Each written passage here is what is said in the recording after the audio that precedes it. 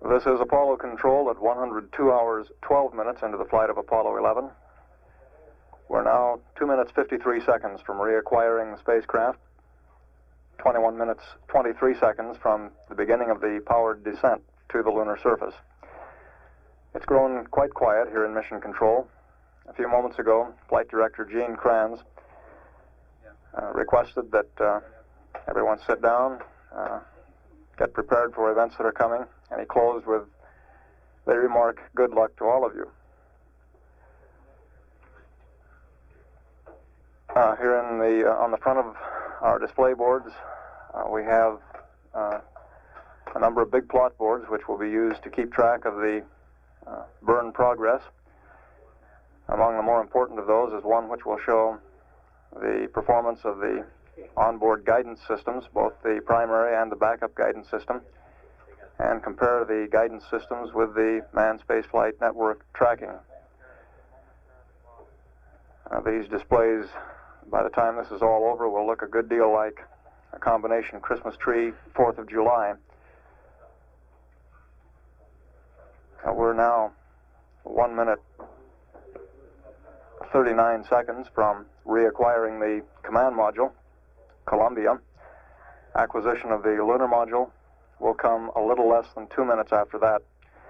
At the time we acquire the LEM, it should be at an altitude of about 18 nautical miles, descending toward the 50,000-foot pericynthion, from which point the powered descent to the lunar surface will be initiated. If for any reason the crew does not like the way things look as they're coming across the pericynthion, simply by not initiating the maneuver, they will remain in a safe orbit, 60 miles by 50,000 feet. And if they desired, they would be able to attempt the powered descent on a following revolution at a ground elapsed time of about 104 hours, 26 minutes. We are now coming up on 30 seconds to acquisition of the command module. We'll stand by for that event. Network controller says we have acquisition of signal from the command module. Columbia, Houston, we're standing by, over.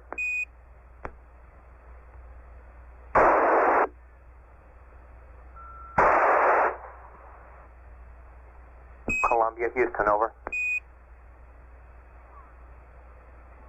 Houston, Columbia, reading you loud and clear. How many? Roger, bye-bye, Mike. How did it go, over? Listen, babe, everything's going just swimmingly. Beautiful. Great. We're standing by for Eagle. Okay, he's coming along. We copy, out.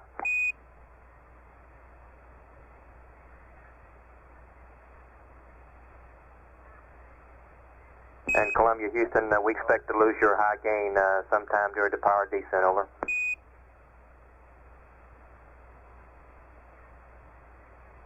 Columbia, roger. You don't much care, do you? No, sir.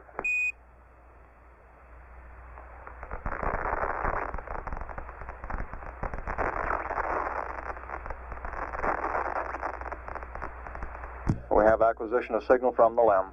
Houston, Eagle, how do you read? Bye-bye, Eagle. We're standing by for your burn report, over.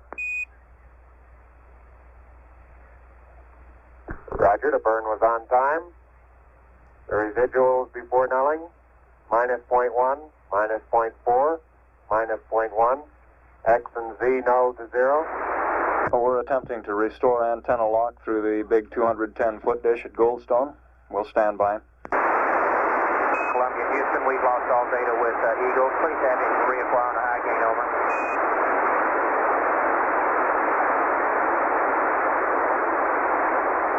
Eagle, Columbia, Houston would like you to reacquire on the high gain. They've lost data with you.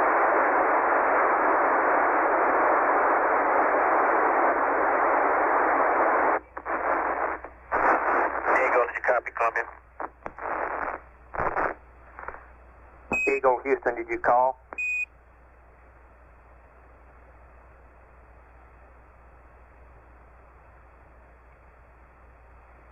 Eagle, Houston, or Houston Eagle, how do you read now? Roger, 5 Neil. We copied up to the AGS residuals. Would you please repeat the AGS residuals and the trim correction to sun check, over?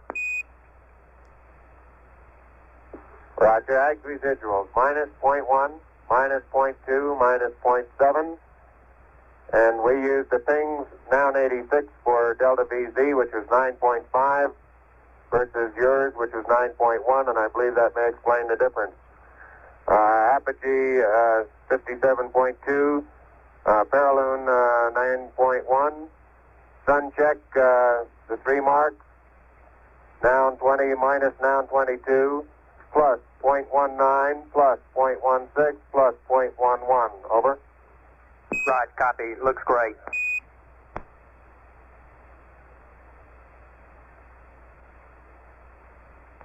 Guidance says we're a go.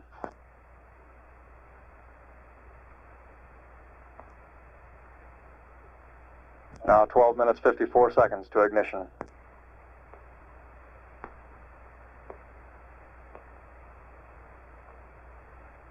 Gene Kranz just advised his flight controllers we're off to a good start. Play it cool.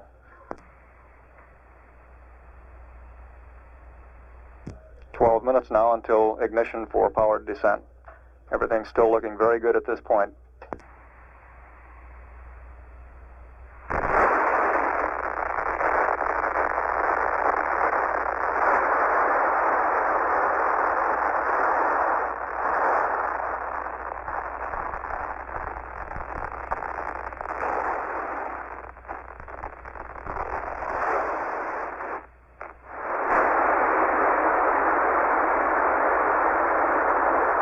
We presently show the LEM at an altitude of 12.9 nautical miles and descending.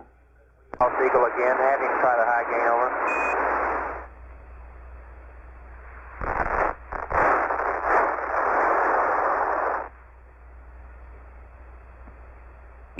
over. Eagle, Houston, we have you now. Do you read, over? Loud and clear. Roger, we see your Vert 47.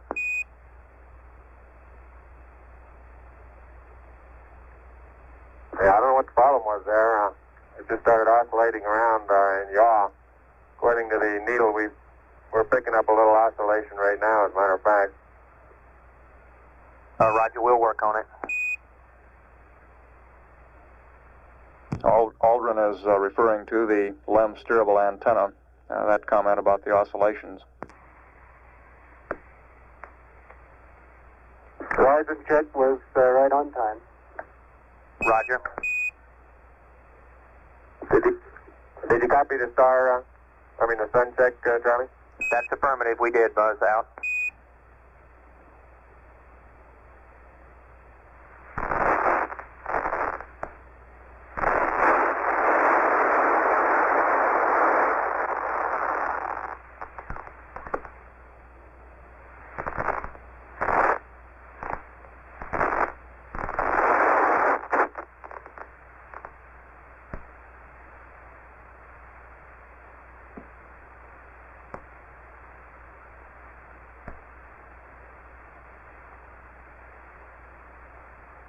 Eagle is now at 10.7 nautical miles, 7 minutes 37 seconds from ignition.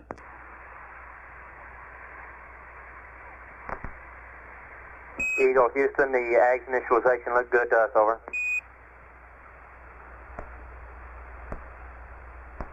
Our radar checks indicate 50,000 foot paraloon. Our visual altitude checks are steadying it out at about 53,000. Roger, copy.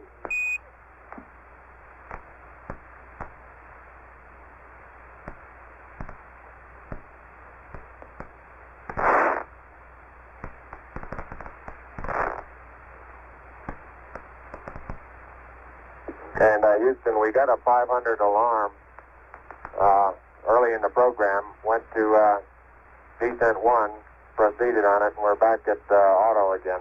Over. Roger, we saw that, Buzz. Thank you much, Al. I say again, okay, that wasn't an alarm, that was a code, okay. Roger, we saw that.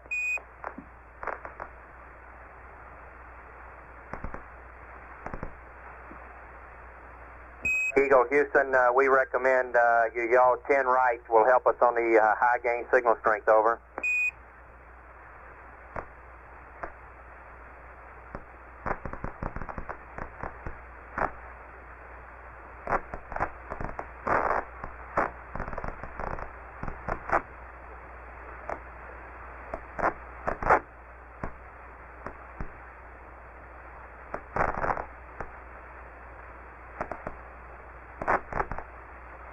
Coming up on 5 minutes to ignition, Gene Kranz getting a go, no-go for descent.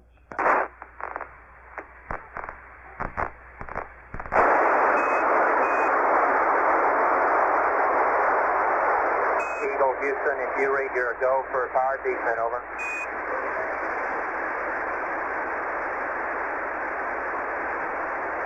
Eagle to Columbia, they just gave you a go for power descent. Columbia Houston, we've lost him on the high gain again. Would you please, we recommend he yaw right 10 degrees and reacquire. Eagle, this is Columbia, your go for PDI, and they recommend you yaw right 10 degrees and try the high gain again.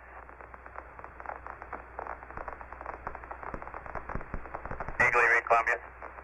Right, we read you. Okay. Eagle Houston, we read you now. You're a go for PDI, over.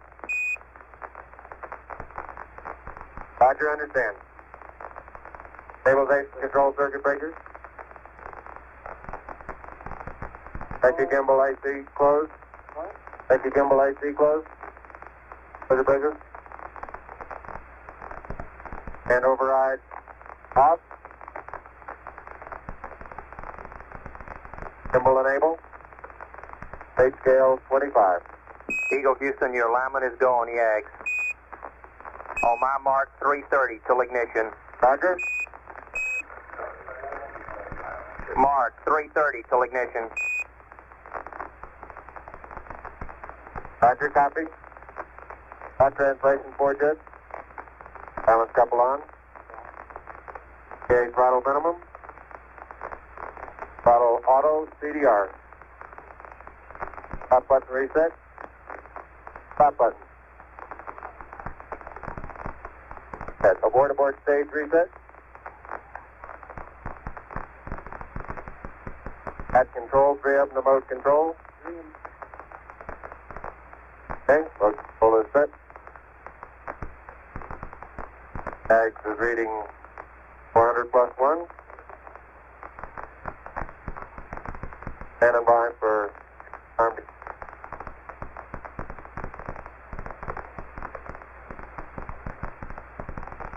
Buzz Aldrin reading off the checklist there to Neil Armstrong.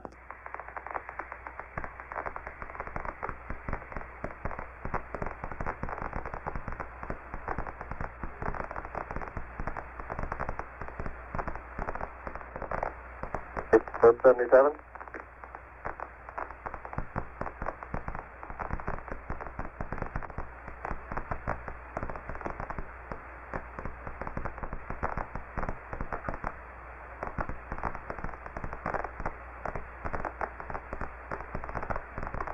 Okay, sequence camera coming on.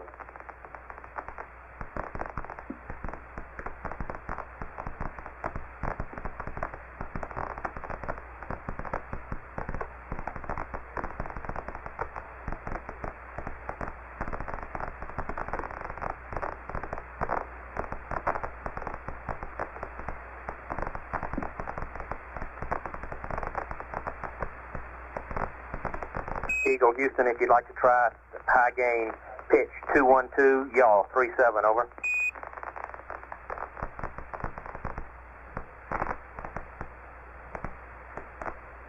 Roger, I think I've got you on high gain now. Roger.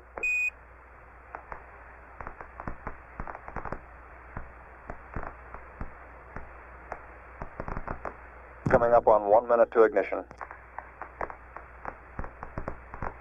Take in the angle, though. I'll set them in to use them before we yaw around. Roger. Pitch 212, yaw plus 37.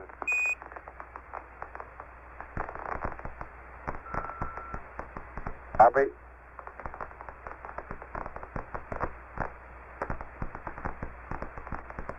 descent. Second.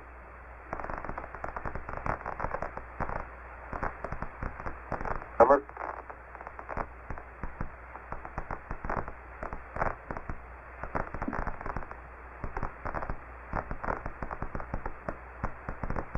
Current altitude about 46,000 feet, continuing to descend.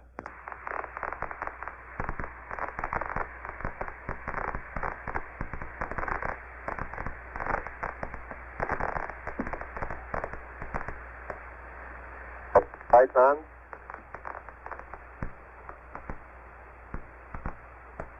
One, zero. Ignition 10%.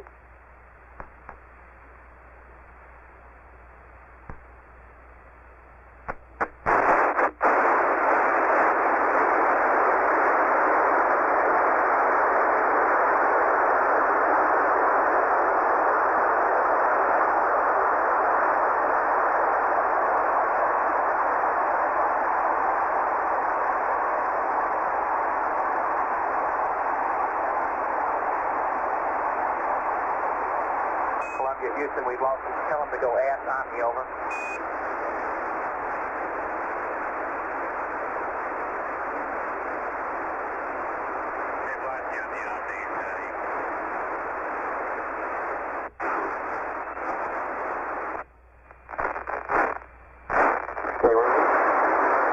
Mike. Say again, Neil. I'll leave it in flu. Relay to us. See if they got me now. I got good signal strength in flu. Yeah, you should have me now, Houston. Eagle, we got you now. It's looking good, over. Eagle, descent looks good. Eagle, Houston, everything's looking good here, over. Roger, copy. Eagle, Houston, after yaw around, angles, S-band pitch, -9er, yaw, +18. Ags and things agree very closely. Roger. Rate on. Altitude's a little high.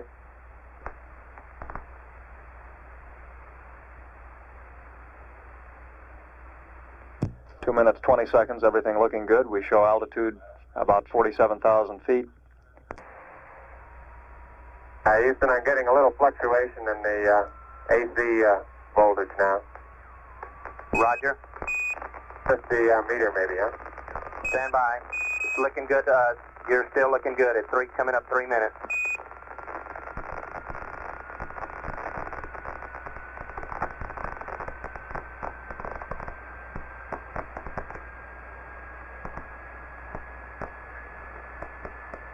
Steady, looks real good. Hold it. Right on. Our position check downrange show us to be a little off. Roger, copy. Action's on about 15 seconds straight away.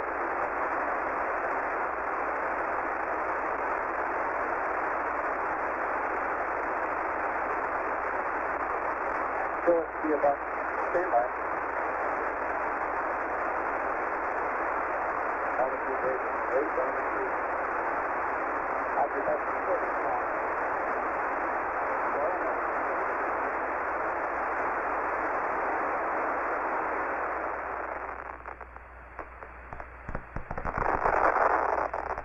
I think it's going to drop.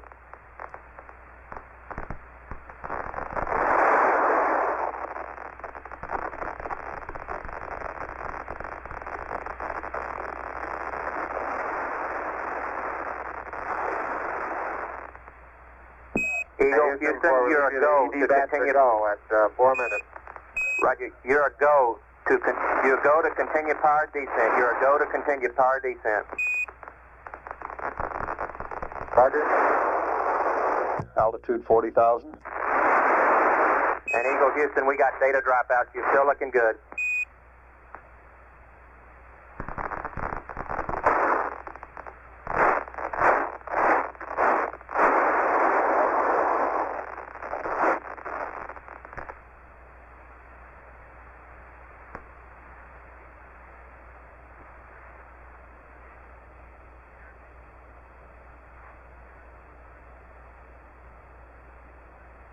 Okay, we got good lock on.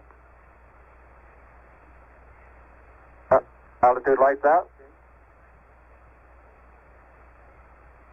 LH is minus 2,900. Roger, we copy. At the Earth, right out our front window. Houston, you looking at our Delta H? That's affirmative. Program alarm. Looking good to us, over. It's 1202. 1202. Good radar data. Altitude now 33,500 feet.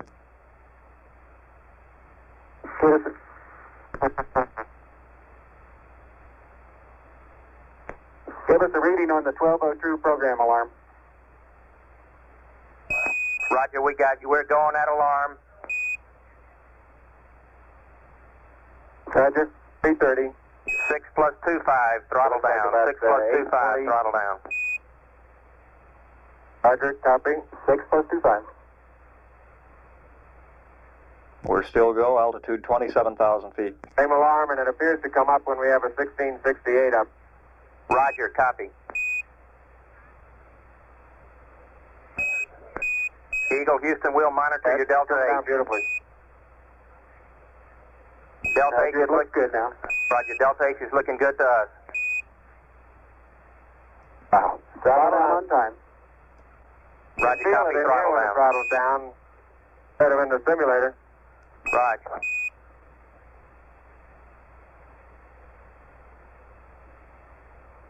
Bags and things look real close.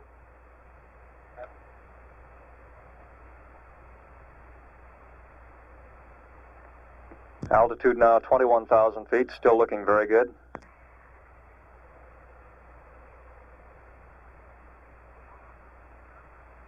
Velocity down now to 1,200 feet per second. You're looking great to us, Eagle. Okay, I'm still on flu, so we may tend to lose as we gradually pitch over. Let me try auto again now, see what happens. Roger. Okay, looks like it's holding. Roger, we got good data.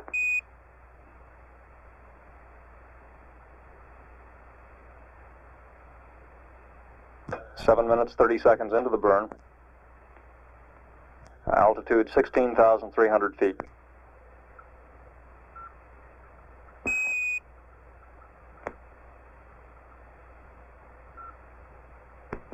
Eagle, Houston, it's descent to fuel to monitor, over. Under 2. Altitude 13,005. Velocity 9,100 feet per second. Made it switch over time, please, Houston. Roger, stand by. You're looking great at 8 minutes. Correction on that velocity, now reading 760 feet per second. It's the P-64. Good. Roger.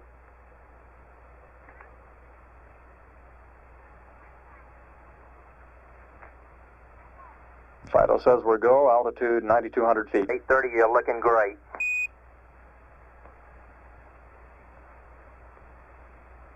Descent rate 129 feet per second. We copy.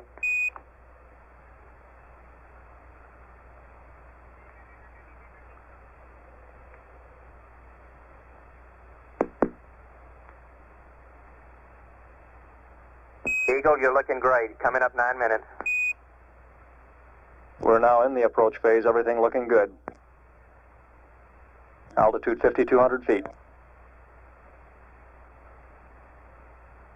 Manual attitude control is good. Roger, copy. Altitude 4,200. Houston, you're a go for landing, over. Roger, understand. Go for landing. 3,000 feet. Copy. Alarm. 1201. 1201. Roger, 1201 alarm. We're go. Same type. We're go. 2,000 feet. 2,000 feet. Into the ag. 47 degrees. Roger. 47 degrees.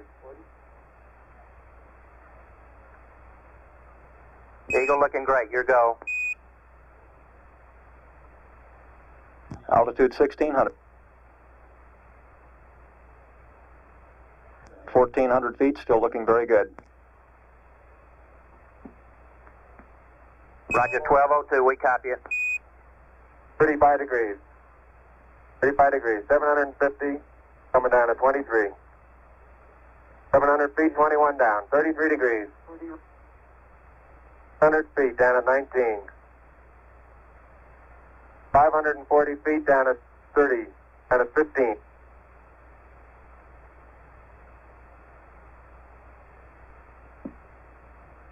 Okay, 400 feet down at 9. Skate forward. 10 and 50 feet down at 4. 30, 3.5 down.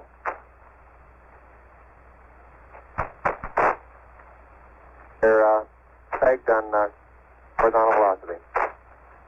300 feet down, 3.5. 47 forward. Put up.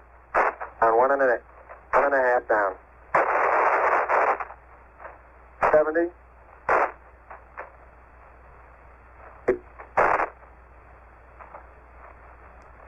Epic shadow out there. 50 down at 2.5. 19 forward. Altitude, velocity, light. 3.5 down. 220 feet. 13 forward. 11 forward, coming down nicely. 200 feet. 4.5 down. 5.5 down. 160 feet. 6.5 down. 5.5 down. 9 forward. Good. 120 feet. 100 feet, 3.5 down, 9 forward. 5%. 185. Okay, 75 feet. Guys looking good, down a half. 6 forward. 60 seconds. Lights on. 6. Down 2.5. Forward. Forward. 40 feet down, 2.5. Picking up some dust. 30 feet, 2.5 down. Straight shadow. 4 forward. 4 forward, drifting to the right a little. 20, down a half. 30 seconds. Forward, just. Good. Okay.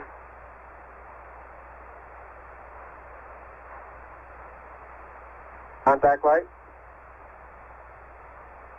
Okay, engine stop. APA at a descent. Nose control, both auto, descent engine command override off. Engine arm off. 413 is in. We copy you down, Eagle. Houston, Tranquility Base here. The Eagle has landed. Roger, Tranquility. We copy you on the ground. You got a bunch of guys about to turn blue. We're breathing again. Thanks a lot. Thank you. You're looking good here. Okay, we're going to be busy for a minute.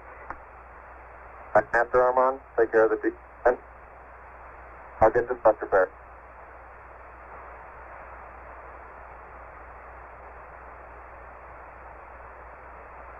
Very smooth touchdown.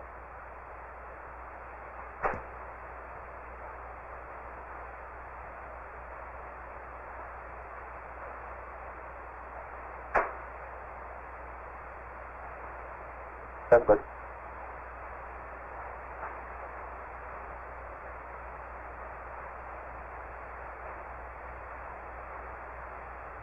Okay, it looks like we're bending the oxidizer now. Roger, Eagle, and you are stay for T1. Over. Eagle, you are stay for T1. Roger. And we Sam, stay for T1. Roger, and we see you venting the ox. Roger. Radar circuit breaker.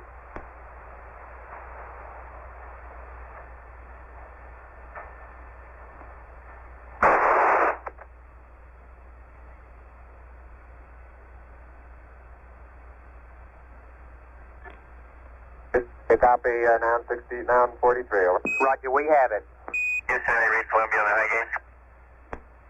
Roger, we ring you 5 by Columbia. He has landed Tranquility Base. Eagle is at Tranquility, over. Yeah, I heard the whole thing. Well, good show. Fantastic. Stop reset. The next major stay, no stay, will be for the T2 event. That is at 21 minutes 26 seconds after initiation of powered descent. Columbia went up telemetry command reset to reacquire on the high gain. Copy out. We have an unofficial time for that touchdown of 102 hours, 45 minutes, 42 seconds, and we will update that.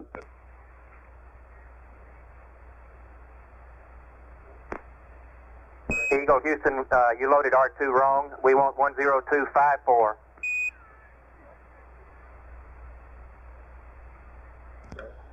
V horizontal 5515.2. That's affirmative.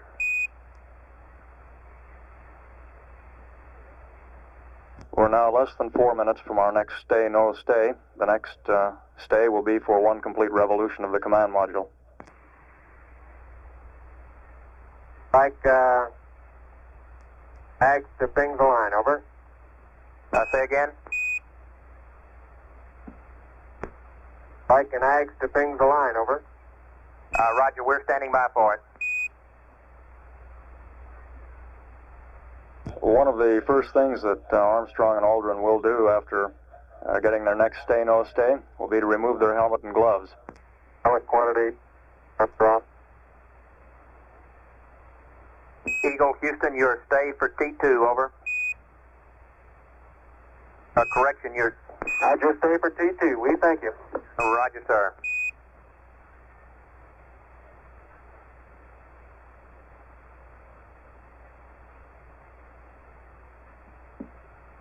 That stay for another 2 minutes plus. The next stay, no stay, will be for one revolution.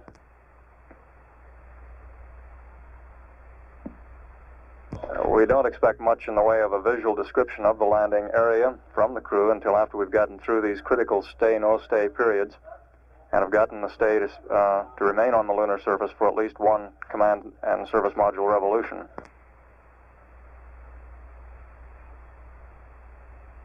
All spacecraft systems continue to look very good to us here on the ground. Tranquility Base, Houston, we recommend you exit P12, over.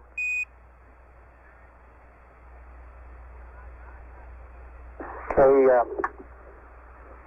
Houston, that may have seemed like a very long final phase. The auto-targeting was taking us right into a football field-sized crater with a large number of big boulders and rocks for about 1 or 2 crater diameters around it. And it required us going in P-66 and flying manually over the rock field to find a reasonably good area. Roger, we copy. It was beautiful from here. Tranquility, over.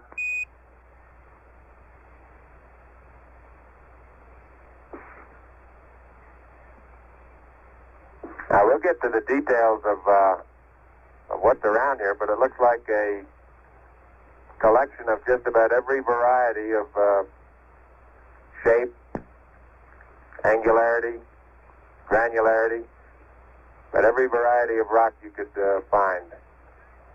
The color is, well, it varies pretty much depending on how you're looking relative to the zero phase point. There doesn't appear to be too much of a general color at all. However, it looks as though some of the rocks and boulders, of which there are quite a few in the near area, looks as though they're going to have some interesting colors to them, over. Roger, copy. Sounds good to us, Tranquility. We'll let you press on through the simulated countdown, and we'll talk to you later, over. Roger. Okay, this 16G is just like the airplane. Roger, Tranquility. Be advised, there are lots of smiling faces in this room and all over the world, over.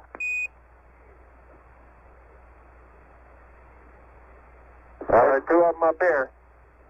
Roger, it was a beautiful job, you guys. And don't forget one in the command module. Roger.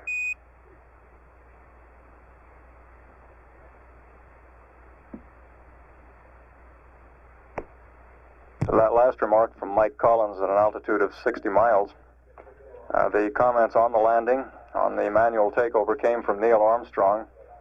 Buzz Aldrin followed that with a description of the lunar surface and the rocks and boulders that they are able to see out the window of the LEM. Tranquility, Houston, we have you pitched up about 4.5 degrees, over. That's confirmed by our local observations. Roger.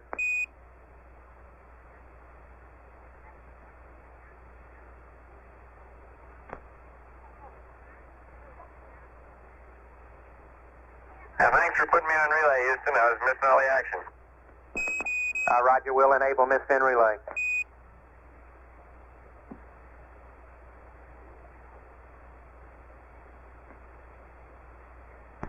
I just got it, I think.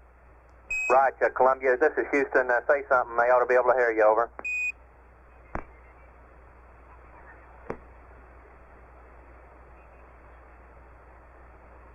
Roger, Tranquility Base. It sure sounded great from up here. You guys did a fantastic job. Thank you. Just keep that orbiting base ready for us up there now. They're talking. Will do. That request from Neil Armstrong.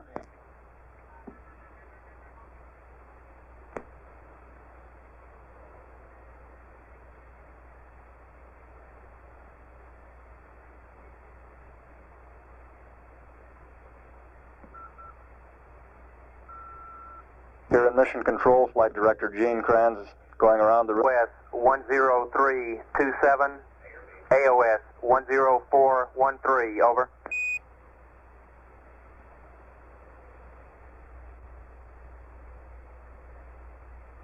We've just gotten a report from the telecom here in Mission Control that LEM systems look good after that landing. We're about 26 minutes now from loss of signal from the command module.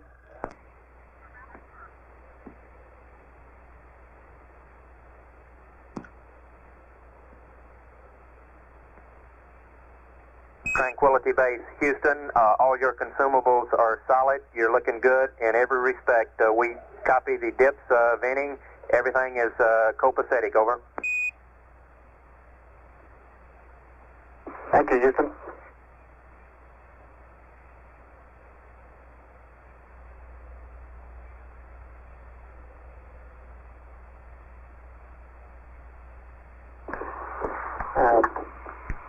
Houston, the guys that said that we wouldn't be able to tell precisely where we are the winners today. We were a little busy worried about program alarms and things like that in the part of the descent where we would normally be picking out our landing spot. And aside from a good look at several of the craters we came over in the final descent, I haven't been able to pick out the things on the horizon as a reference as yet. Roger, Tranquility, no sweat. We'll figure it out, over.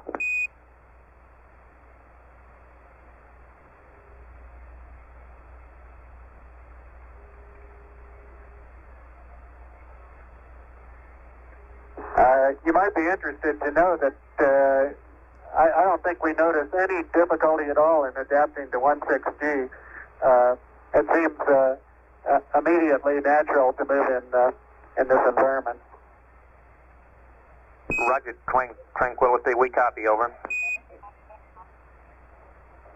Neil Armstrong reporting there, no difficulty adapting to the 1/6 gravity of the moon. Window is a relatively level plain cratered with a fairly large number of craters of the 5 to 50 foot variety, and some ridges, small, 20, 30 feet high, I would guess, and literally thousands of little 1 and 2 foot craters around the area. We see some angular blocks out several hundred feet in front of us that are probably 2 feet in size and have angular edges. There is a hill in view just about on the ground track ahead of us. Difficult to estimate, but might be a half a mile or a mile. Roger, Tranquility, we copy, over. Sounds like it looks a lot better than it did yesterday at that very low sun angle. It looked rough as a cob then. Well, it really was rough, Mike, over the targeted landing area. It was extremely rough, cratered, and large numbers of rocks that were probably many larger than 5 or 10 feet in size. When in doubt, land log.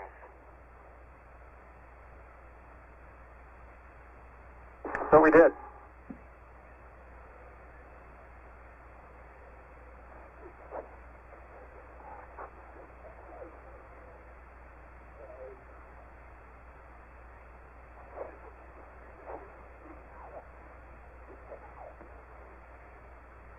Tranquility, Houston, after you get through this T-57, we'd like an e-memory dump, over.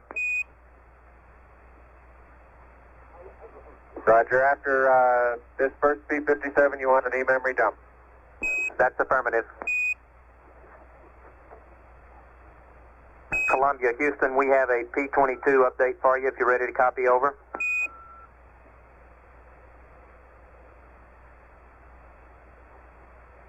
At your service, sir. Raj, Mike. T1, 104, 32, 18.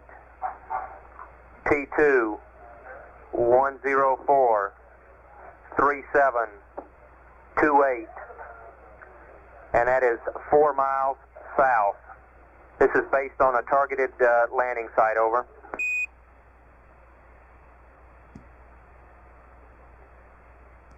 Hey, Roger, understand. Based on a targeted landing site, T1 104 at 3218, T2 104 at 3728, and 4 miles south. Roger. Do you have any idea whether they landed left or right of center line? Just a little bit long. Is that all we know? Apparently that's about all we can tell, over.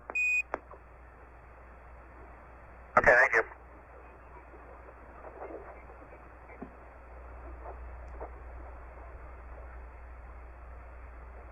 Tranquility, And Houston. Houston, our mission timer is now reached 9:02, 34, 47, and static.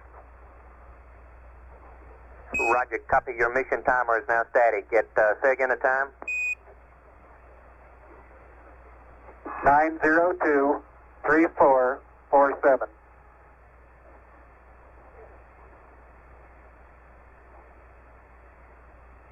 Roger, copy, Tranquility.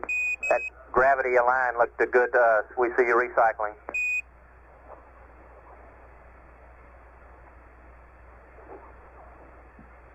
Well, no, I was trying to get time, 1665 out, and somehow it proceeded on to the 622 before I could do a Verb 32 enter. I want to log a time here, and then I'd like to know whether you want me to proceed on the torquing angles or to go back and re-enter again before torquing, over. Roger, Buzz, stand by.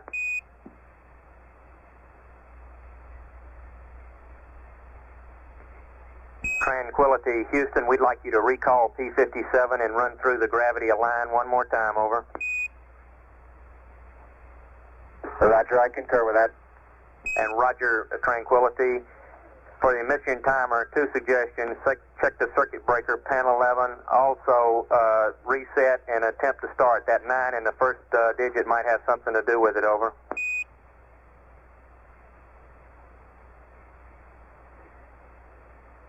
Okay, we've tried both of those. If circuit breaker is in, when I reset put it in reset, I get 9020440. When I release it, now I get 9020449. I'm going to cycle the circuit breaker. Roger. I cycled the circuit breaker and got all 9. And it will not now reset from all 9. Roger.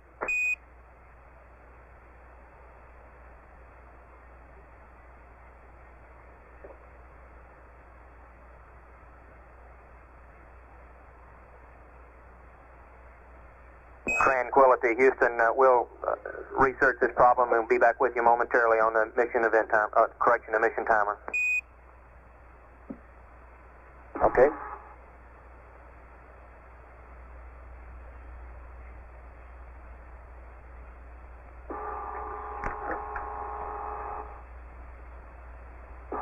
I'd say the color of the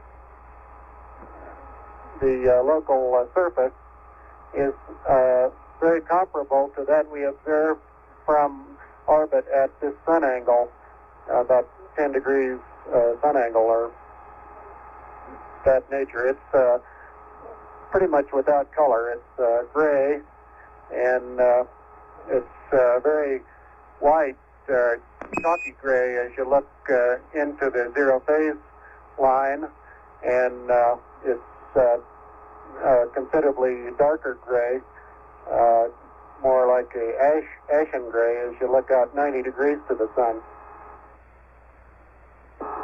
Some of the surface rocks enclosed here that have been fractured or disturbed by the rocket engine plume are coated with this light gray on the outside, but where they've been broken, they display a very dark gray interior, and it looks like it could be country basalt. Roger. Tranquility, we see the now 93. Verb 34.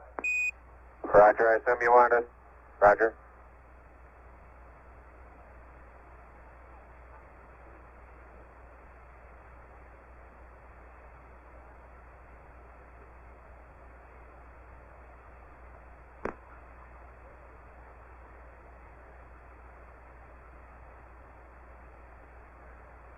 Tranquility, Houston, please vent fuel and ox again over. It's building back up. Okay, ox going now.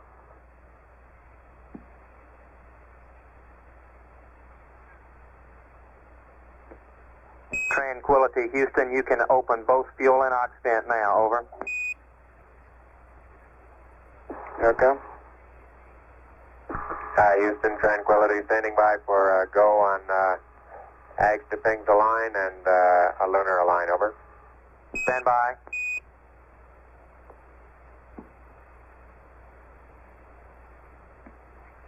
Tranquility, Houston, you are a go for the Ags to Ping's line and then the Lunar line, over. Roger.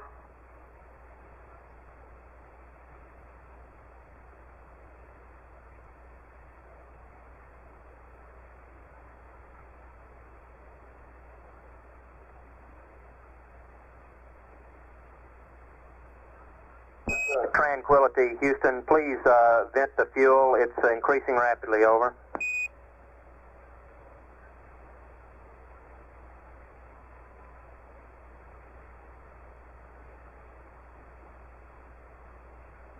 We show 30 psi in the fuel and 30 in the oxidizer. Roger, we're reading somewhat different than that. Stand by.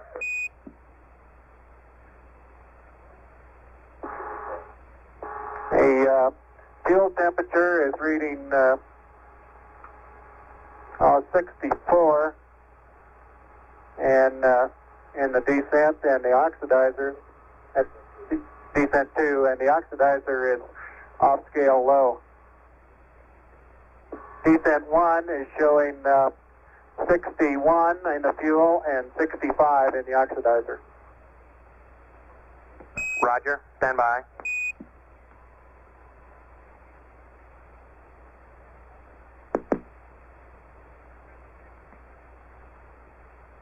Tranquility, Houston, please take the fuel vent switch and hold it open, over.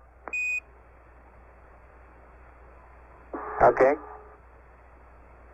We're holding it open, indicating about 24 psi on board. Roger.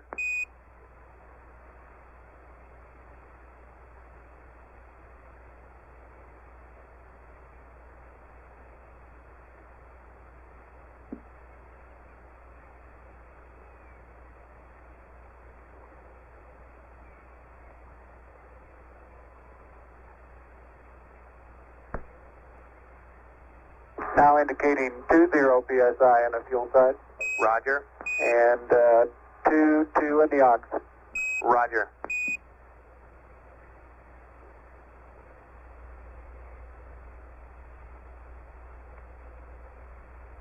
Now indicating 15 psi in both tanks. Roger.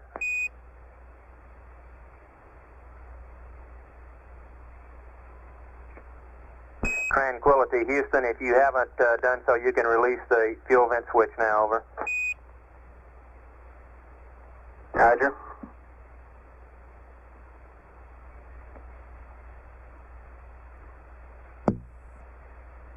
Tranquility, Houston, we have indication that we've frozen up the descent fuel helium heat exchanger and with some fuel trapped in the line between air and the valves, and the pressure we're looking at is increasing there, over. Roger, understand.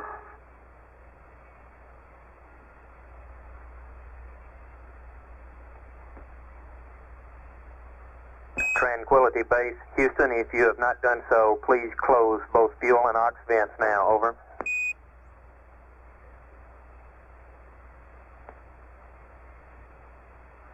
They're closed. Thank you, sir.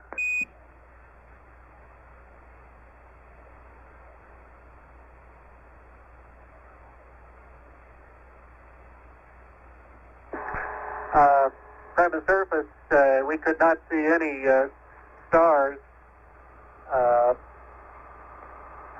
out the window, but out my overhead hatch, I'm looking at the Earth. It's big and bright, beautiful. I was going to give a try at seeing some stars through the optics. Roger, Tranquility, we understand. Must be a beautiful sight, over.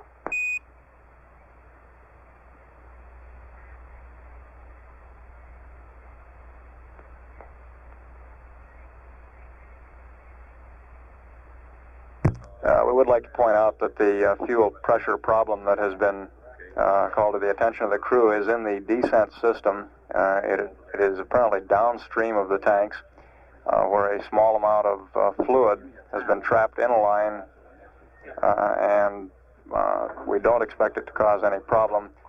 The line should be able to take far more pressure than the fluid would exert in the event that there was an overpressurization. We would expect that the line would spring a small leak. The pressure would drop rapidly.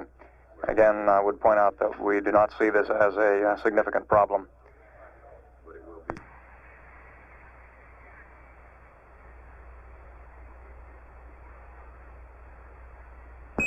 Columbia, Houston, 2 minutes to LOS. You're looking great. Going over the hill, over.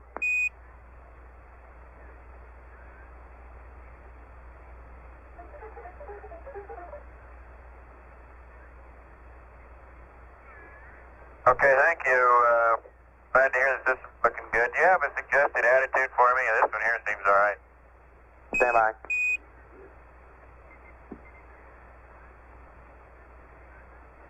And let me know when it's lunchtime, will you? Say again?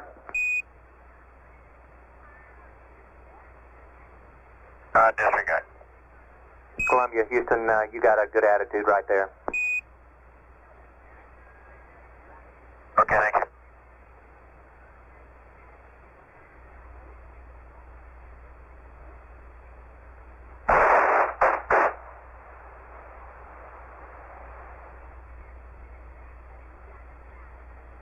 This is Apollo Control. We've had loss of signal now from the command module. Of course, we'll maintain constant communications with the lunar module on the lunar surface.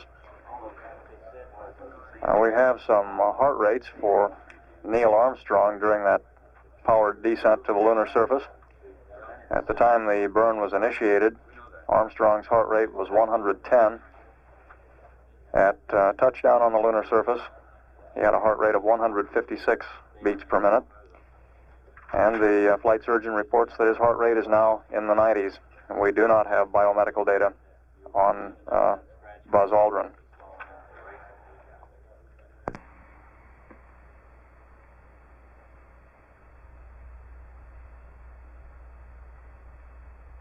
This is Apollo Control at 103 hours, 32 minutes We have an update on that touchdown time on the lunar surface.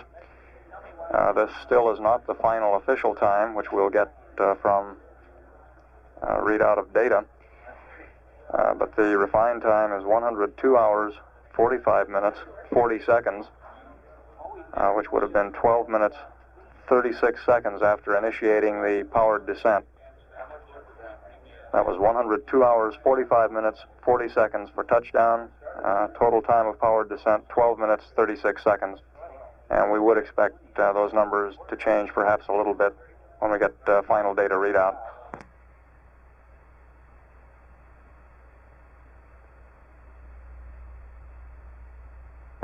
Tranquility Base, Houston, if you want me to, I can give you a hack on the emission time every 30 minutes, over.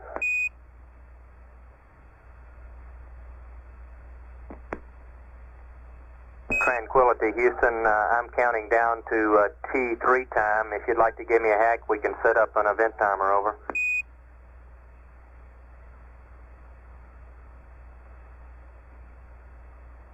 Okay, how about counting up? Roger, you want it counting up? Stand by.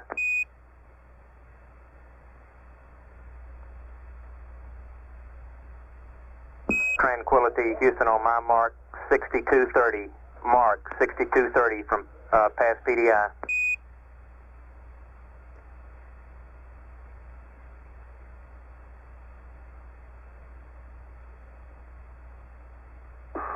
What we're looking for, Charlie, is time counting up to T2 that'll be equal to 60 minutes, or at T3 be equal to 60 minutes at T3. Roger, we'll have it for you.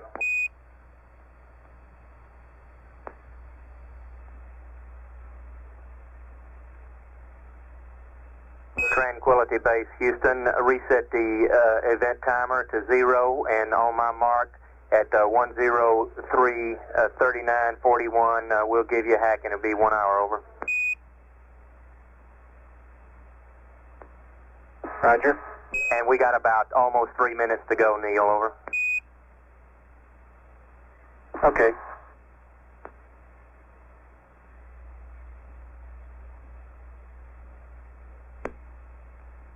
Tranquility Base, stand by on the event timer.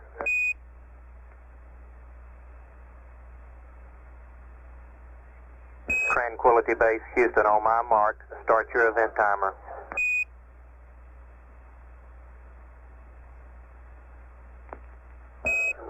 Five, 4, 3, 2, 1, mark.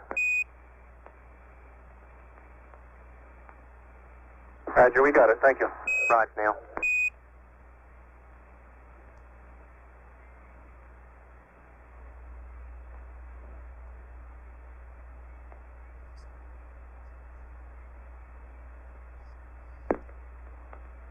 This is Apollo Control at 103 hours, 44 minutes. There will be a brief statement from Dr. Thomas Payne, NASA Administrator, in the Building 1 auditorium at 4:30. We also have some updated information on the landing point. It appears that the spacecraft Eagle touched down at 0.799 degrees north, or just about on the lunar equator, and 23.46 degrees east longitude, which would have put it about 4 miles from the targeted landing point downrange. We're now 54 minutes, or rather 27 minutes from reacquisition of the command module, and of course we're in constant contact with the lunar module on the surface. At this point, all LEM systems continue to look very good. Tranquility, Houston, we see the star angle difference. Looks good. Okay, that last star was Navi, and it wasn't too well distinguishable. I can see where that error could come in. I think for the gravity alignment with one star, Rigel will be quite good. Roger, stand by on the 993. Hello, Tranquility Base, Houston, we'd like you to torque that, over. Houston, this is Tranquility. Do you want us to accept this position? Over. Tranquility, Houston, we're looking at it. Stand by. We'd like you to pull the circuit breaker on panel 11 for the mission timer. Over. Roger, I've already done that, Charlie. Okay. Tranquility, Houston, we'd like you to reject that RLS. Over. Roger. And Tranquility Base, Houston, we'd like you to call, after this, call Pooh and give us a e-memory dump. Okay, here comes the memory dump. Roger. And we got 1106. Roger. Well, Tranquility Base, Houston, did I copy program alarm 1106 from you? Over. Roger, it's affirmative. Okay, stand by. Could that by any chance be due to the fact that I placed the update a link switch to data while that was going on? Over. Stand by. Hello, Tranquility Base, Houston. The span guys think that's conceivable. Stand by. I think we want another verb 74. Okay, standing by. Hello, Tranquility Base, Houston. We'd like another verb 74. Over. Roger, here it comes. Tranquility Base, Houston, on my mark, it'll be GET 10353. Mark 10353. Correction 54. Roger.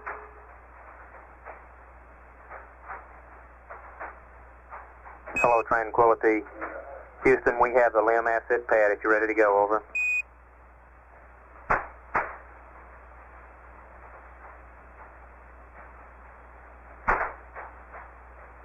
Stand by.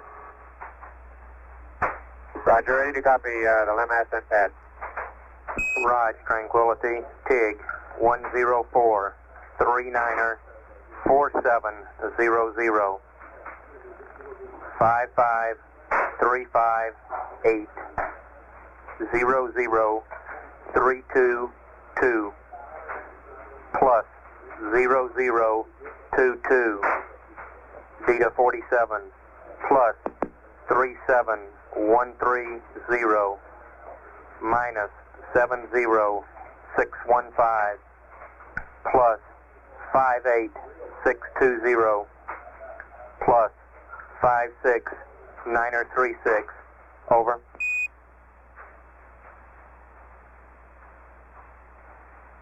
Roger, LIM ascent pad 10439er 4700 55358 00322 plus 0022 plus 37130 minus 70615 plus 58620 plus 56936. Over. Roger, Tranquility. Good readback. We also have a CSI pad if you're ready to copy.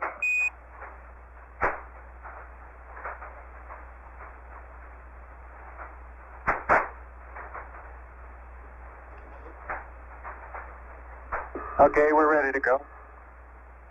Roger, coming at you with a CSI 911 105 35 3700 107 11 3000 0538 minus all zeros.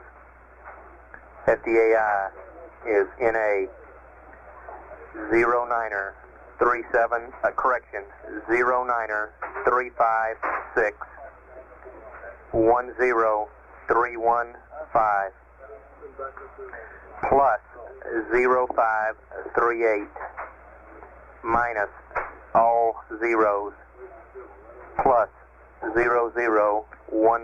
Over.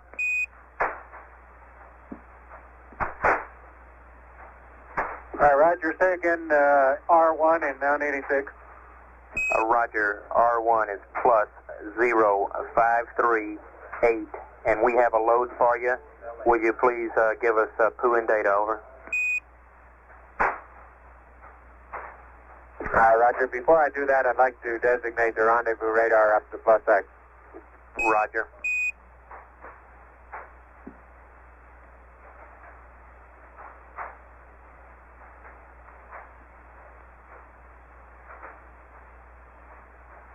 This is Apollo Control at 103 hours 57 minutes.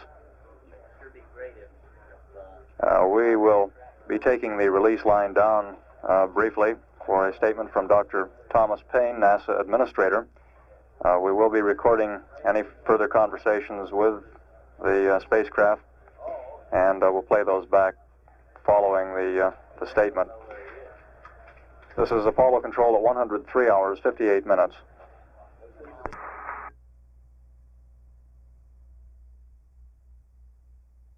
This is Apollo Control at 104 hours 10 minutes. We understand there's been a brief delay in the statement from NASA Administrator Thomas Paine. We will catch up with the tape-recorded conversation that we've had with Eagle on the lunar surface at this time. 1086, plus 0538. Plus all zeros. And the last one was 0012, and what's the sign of that, please?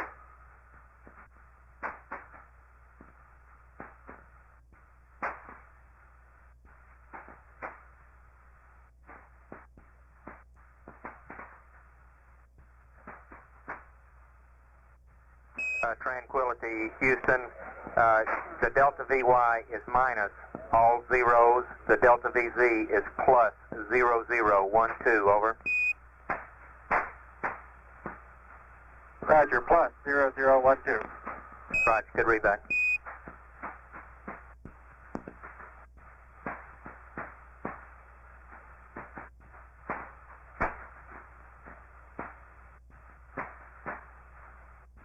Houston, Tranquility Base, the disk is yours, and update a link to data. Roger, thank you, Tranquility. Hello, Tranquility Base, Houston. On my mark, it will be 37 minutes till T3, over. Okay.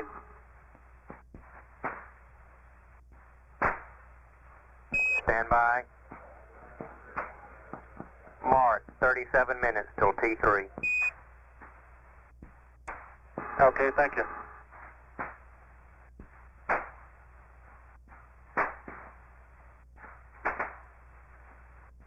Tranquility, this is Houston. It's your computer. We got the load in. You can start your P-57. Roger, thank you.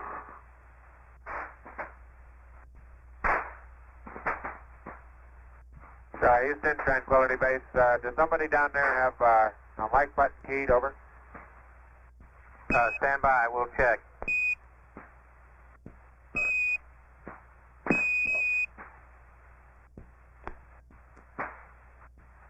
Tranquility, Houston, do you still hear it now? Over. No, I still hear it. Sounds like somebody banging some chairs around in the back room. Roger, that's a Voga that you hear for the CSM to keep the noise down on the loop. Maybe we got a misspin relay or something. Stand by. Okay.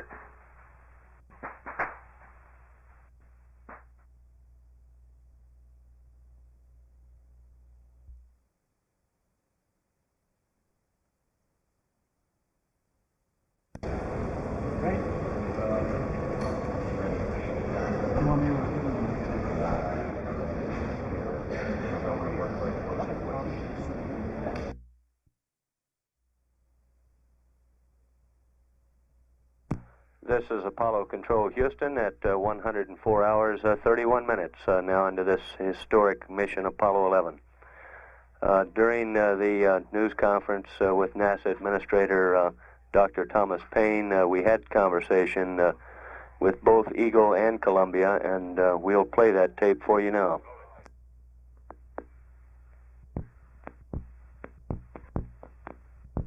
Tranquility Base, Houston, on my mark, 25 minutes till T3.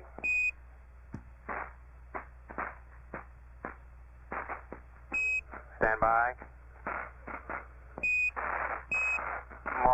5 minutes till T3. Roger, thank you, Charlie.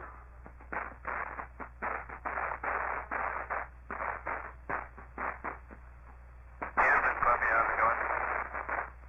Columbia, Houston, we reading you about 3 by, over.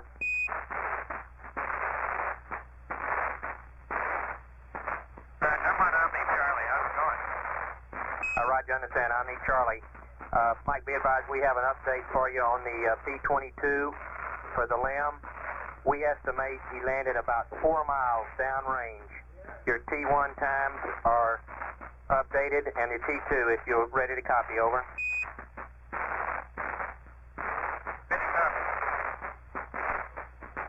Okay, Roger, Columbia. T1, 104, 3224, 104, 3733, 2 miles south. Time of closest approach is 104, 3908.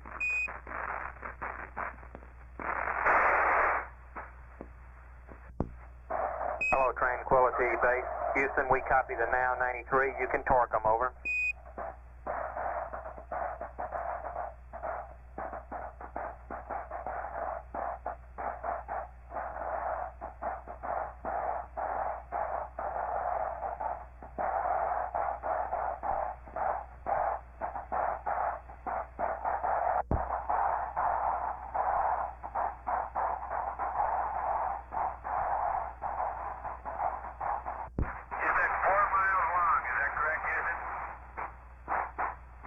That's affirmative, Columbia. It's about 4 miles long. Stand by. We'll have you a map location momentarily, over.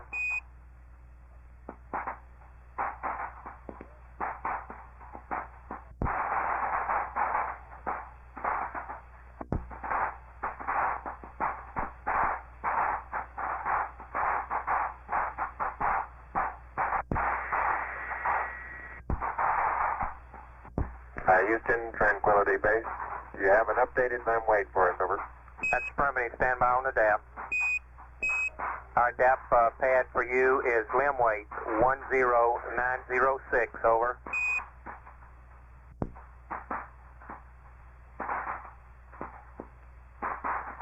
Roger, 10906. Roger.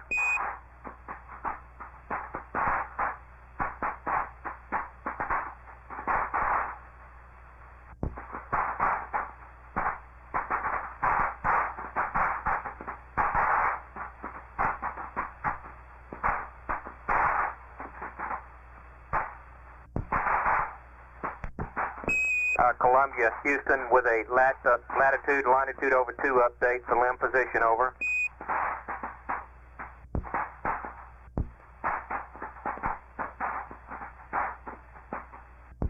Columbia, Houston, over. Go ahead, Houston. Roger, Mike, we got an update on the longitude for the limb. If you're ready to copy, over.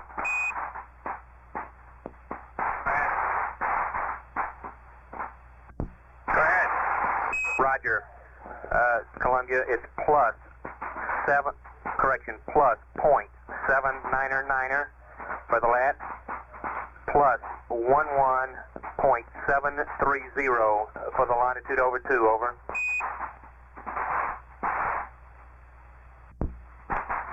Thank you, the altitude remain unchanged. Say again, over.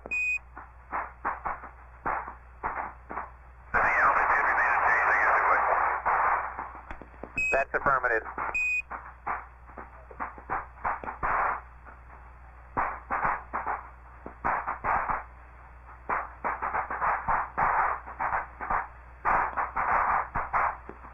Hello, Tranquility Base. Houston, you are stay for T3. We have some surface block data if you're ready to copy, over. Roger, understand. We're stay for T3. Stand by.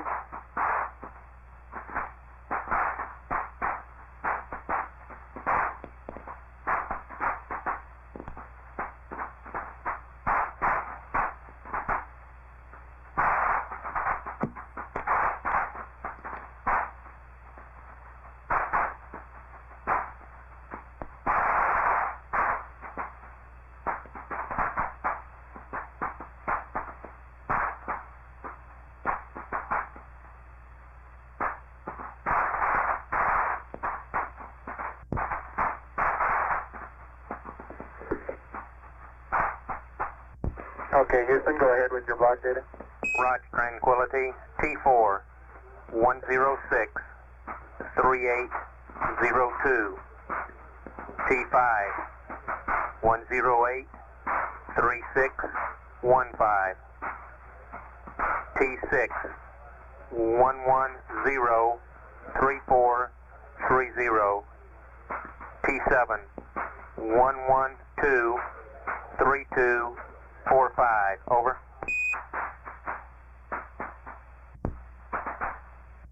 Copy T4, 106, 3807. T5, 108, 3615. T6, 110, 3430. T7, 112, 3245. Roger, Tranquility. Standby 1. Tranquility, Houston, say again your T4 copy, over. T4, 106, 3807. Roger, correction on T4, 106, 3802, over.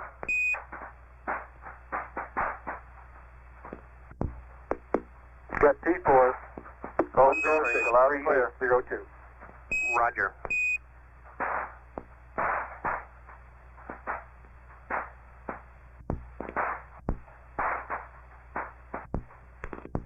Hello, Columbia. Houston, we will not come up on the misspin relay. We'd like you to come on panel 9, turn on your VHF TR to TR, over.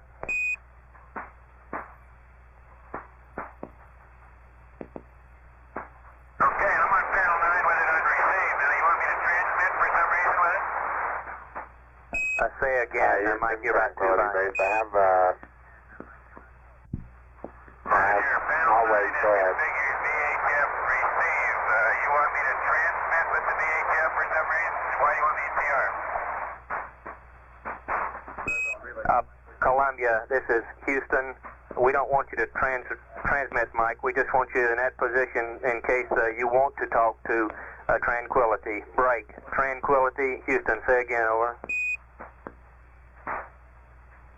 Roger, I have a fairly good sized difference between battery volt on 5 and 6.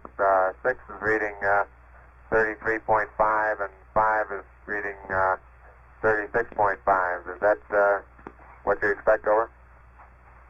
Roger, stand by. Tranquility, Houston, they are both coming up in voltage, no problem. We're still go, over. Roger.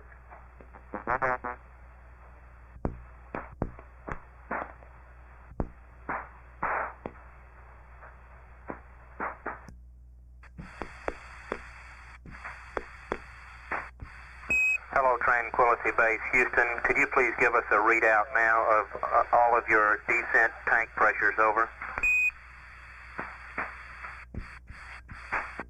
Okay, Houston and descent 1, fuel and oxidizer reading 10 psi, and descent 2, fuel is reading 10 psi, oxidizer 11 psi.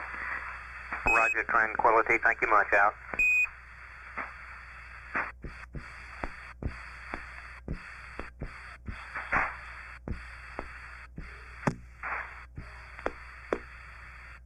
Houston, Tranquility Base is ready to go through the power down and terminate the simulated countdown. Roger, stand by. Hello, Tranquility Base. Houston, you can start your power down now, over. Roger, it's in progress. And Tranquility Base, the white team is going off now, letting the maroon team take over. We appreciate the great show. It was a beautiful job, you guys. Roger, couldn't have had better treatment from all of you back there. Houston, Tranquility. Go, Tranquility, over. Roger. Our recommendation at this point is planning an EVA with your concurrence starting at about 8 o'clock this evening Houston time. That is about 3 hours from now. Stand by. Well, give you some time to think about that. Tranquility Base, Houston, we thought about it. We will support it. We're go at that time, over. Roger. You guys are getting prime time TV there. I hope that little TV's at work, but we'll see. Roger. Hello, Tranquility Base, Houston. Were your 8 o'clock Houston time reference to opening the hatch or starting the prep for EVA at that time, over? At the hatch opening. That's what we thought. Thank you much. It might be a little later than that, but in other words, start the prep in about an hour or so. Houston, Columbia, copy 949. Stand by, Columbia. Tranquility Base, Houston, that's fine. We're ready to support you anytime, Neil, over. All right. Break. Columbia, we see the 949. Stand by. Columbia, Houston, we got the data. We'd like a verb 34, over. Right, stand by, 1 Charlie for the next flight. Roger, Columbia. How did Tranquility look down there to you, over? Well, the area looks smooth, but I was unable to see him. I just picked out a distinguishable crater nearby and marked on it. Roger. Looks like a nice area, though. Hello, Columbia. Houston, understand you could not see Tranquility. What were you marking on, over? Houston, Columbia, I say again, I could not see him. Auto optics pointed at a spot very close to the coordinates which you gave me, so I picked out a tiny crater in that area and marked on it so that I'll be able to have repeatable data, but I was unable to see him. Roger, copy.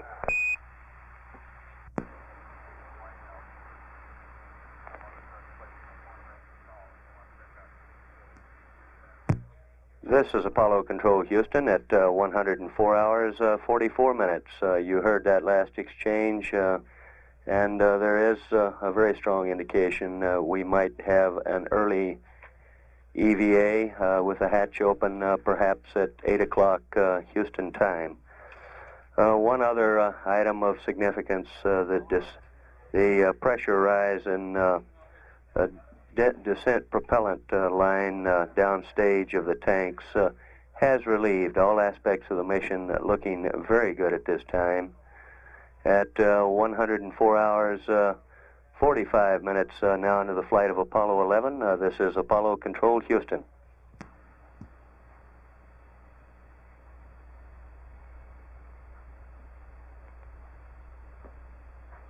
Hello, Tranquility Base, Houston. On our dips, venting, and that fuel problem, heat exchanger is cleared up. It appears that the ice is melted, and we're in good shape now. Out.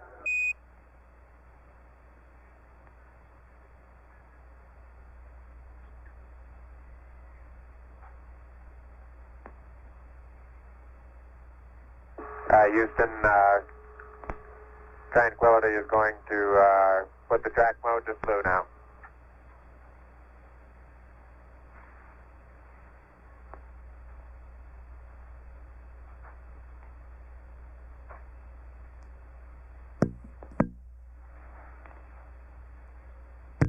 This is Apollo Control Houston at 105 hours, now into the flight Apollo 11.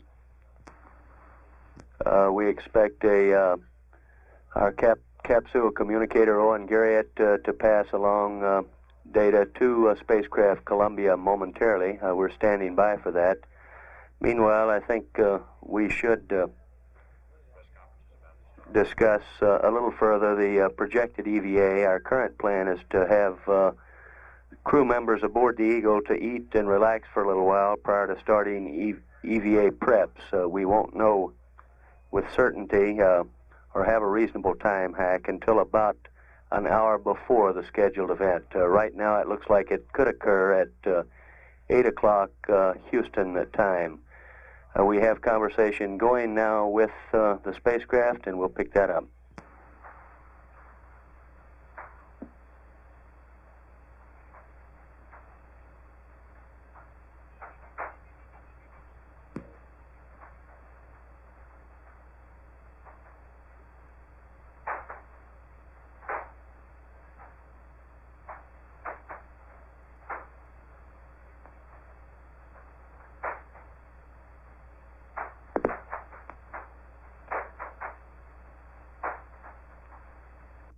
This is Apollo Control Houston.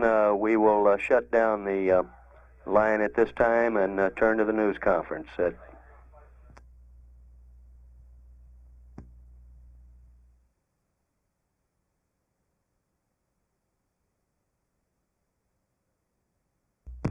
This is Apollo Control Houston at 105 hours 30 minutes, now into the mission Apollo 11.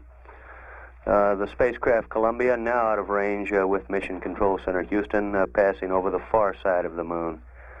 As it passed out of sight, we read an apoloon of 63 nautical miles, a paraloon of 56 nautical miles, a velocity of 5,367 feet per second. We've had conversation both with Tranquility Base and Columbia during this span of time. Also, as will come up in the course of that conversation, Lunar Module pilot Buzz Aldrin delivers a message to people everywhere listening. We'll play those tapes for you now. Columbia, Houston, we noticed you maneuvering very close to gimbal lock. Suggest you move back away, over.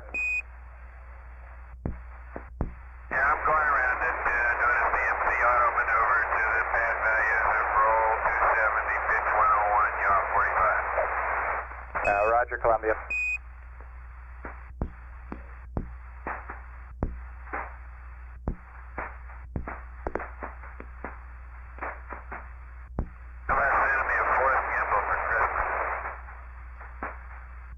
Columbia, Houston, you are unreadable. Say again, please. No disregard.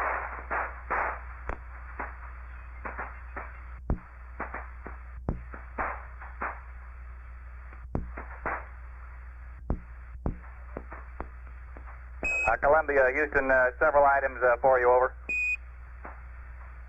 Ready to copy. Columbia, Houston, first of all, we'd like a wastewater dump to 10% on the backside. Secondly, it does not look like we're going to need any plane change at this time, so we will not be uplinking a new ref mat. Third item, I'd like all your cryo heaters to auto. And we're ready for a battery charge, battery Bravo. It'll last about 7 hours. If you should go to sleep, we'll be terminating that bat charge, but at the moment we can go ahead and start the bat charge on bat Bravo. And final item for your SMRCS configuration for your rest period, register 1 for the DAP is 11111. DAP register 2 01100. And your auto RCS select switches, quad alpha, pitch jets on only, quad Bravo all on, quad Charlie and quad Delta all off. Over.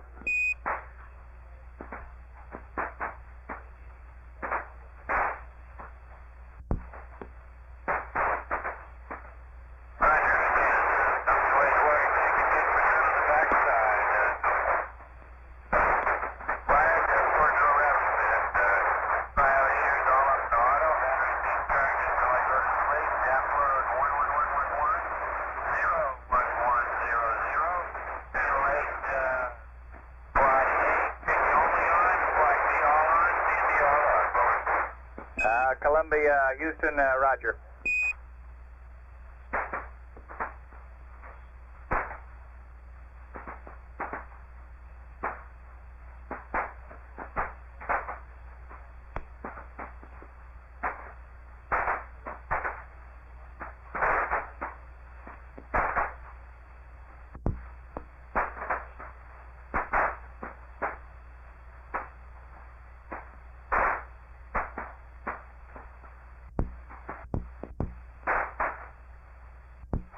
Columbia, Houston, we will have a state vector update for you a little later. We're not prepared with it right now. And on another subject, from Tranquility Base, they are prepared to begin the EVA early. They expect to begin depress operations in about 3 hours at 108, approximately 108 GET. Over. Sounds good to me. Tell me so much where they go.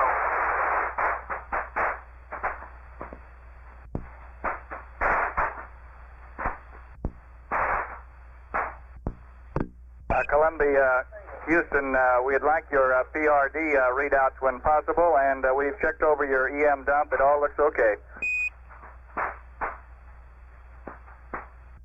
Tranquility Base, Houston, over. Go ahead, Houston. Tranquility, Houston, we'd like your PRD readout, and we have double-checked your EM dump. It all looks okay, over. How'd you understand our E-memory dump was good? CDR's dosimeter is 11014. And LMP is 09011. Roger, Tranquility. Break, Columbia, we would like for you to react with your high gain attempt a manual lock-on, over.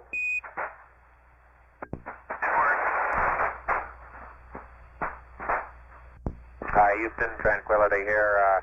The LMP's readout may possibly be 09017. Over. Tranquility, Houston, Roger, 09017 is an update on your readout. I'll let you know for sure when it goes to either 12 or 18. Tranquility, Houston, Roger, the medics report your ladder reading 17 appears to be the correct one, over. Roger. Columbia's on the high gain. Roger, Columbia, sounding much better now. Columbia, Houston, request to and accept, and we'll uplink another state vector, over. Roger, going to and accept. Columbia, Houston, suggest you put BAT A on your BAT relay bus, over. Okay. Columbia, Houston, we're through with your computer. You can go to block. Roger, block. Tranquility Base, Houston, over. Go ahead, Houston, Tranquility Base. Tranquility Base, Houston, we've reviewed the checklist, and about the only change in order to advance the EVA that we've found is that you'll want to delay your lithium hydroxide change until after the EVA rather than before, over. Roger, we just as soon make a change and jettison the old one, over. Tranquility Base, Houston, we would like to delay that LIOH change until after the EVA. There is a possibility you could jettison the canister when you jettison your PLIS, over.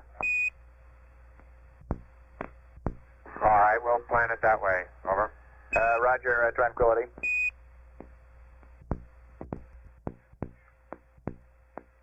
Columbia, Houston, over. Houston, Columbia. Columbia, Houston, we show your evap out temperature running low. Request you go to manual temperature control and bring it up. You can check the procedures in ECS MAL 17, over. Roger, roger.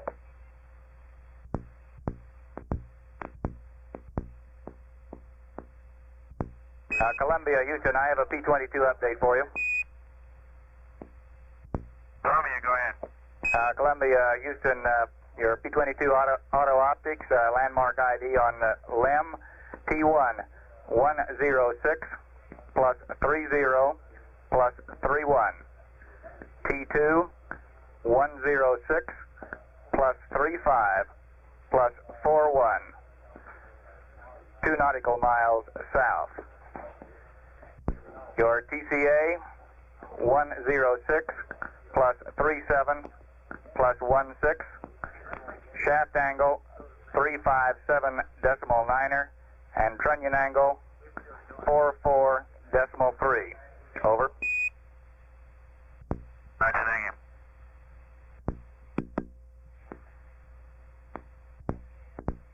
Columbia, Houston, we have your LOS in 3 minutes. AOS will be 106 plus 11, over. Roger.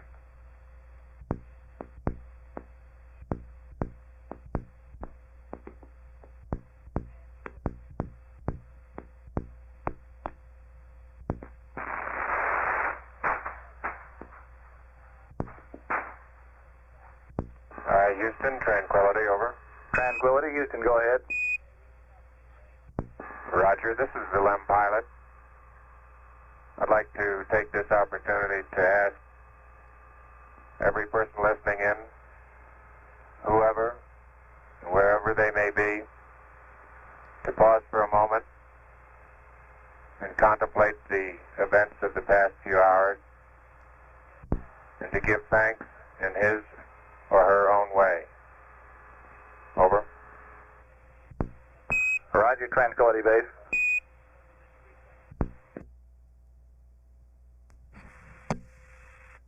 He was trying to find... It's about ready to fall off. Matter of fact, it just doesn't look like it sunk in at all.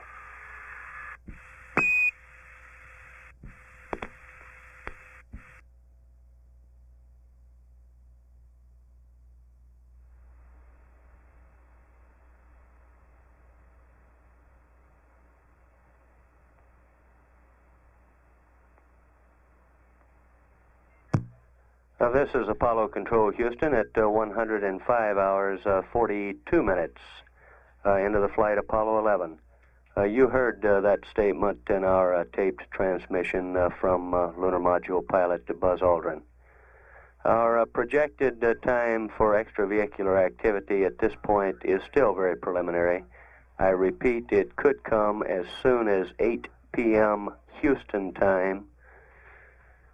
We won't know for sure about the time with reasonable certainty until about an hour before the event. Meanwhile, as we'll soon be progressing toward man's first step on the lunar surface, we have an interesting phenomena here in the Mission Control Center, Houston. Something we've never seen before. Our visual of the lunar module, our visual display now standing still. Our velocity digitals for Tranquility Base now reading 0. Reverting, if we could, to the terminology of an earlier form of transportation, the railroad, what we're witnessing now is man's very first trip into space with a station stop along the route. At 105 hours 43 minutes, continuing to monitor the loop, this is Apollo Control Houston.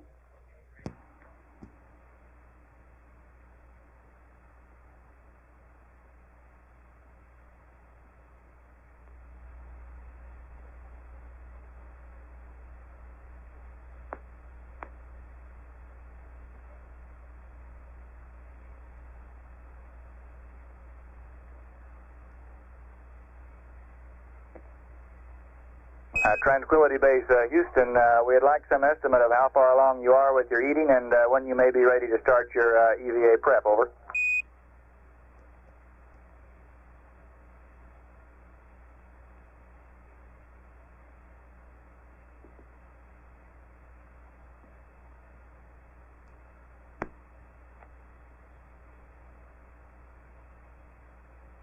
I think that we'll be ready to start EVA prep in about a half hour or so.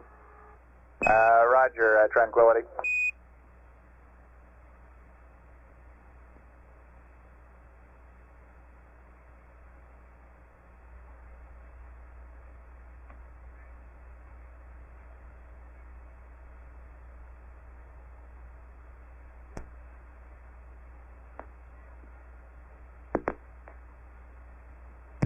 This is Apollo Control Houston at 105 hours 51 minutes now into the flight of Apollo 11. We've only had one brief conversation over the past several minutes with Tranquility Base. Capsule communicator Owen Gary had asked when Tranquility Base might start its EVA prep. Neil Armstrong replied about a half an hour or so. A normal timeline for preparations for EVA would be approximately 2 hours. At 105 hours 52 minutes, Now into the flight of Apollo 11. This is Apollo Control, Houston.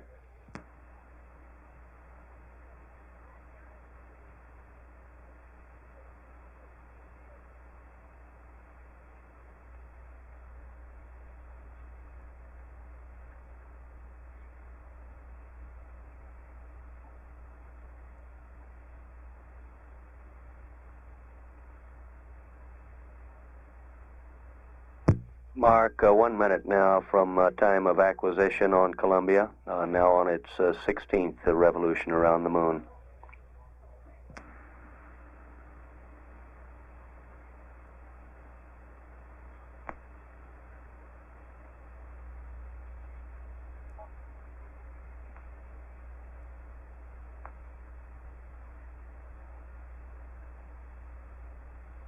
Houston, Columbia, how do you read?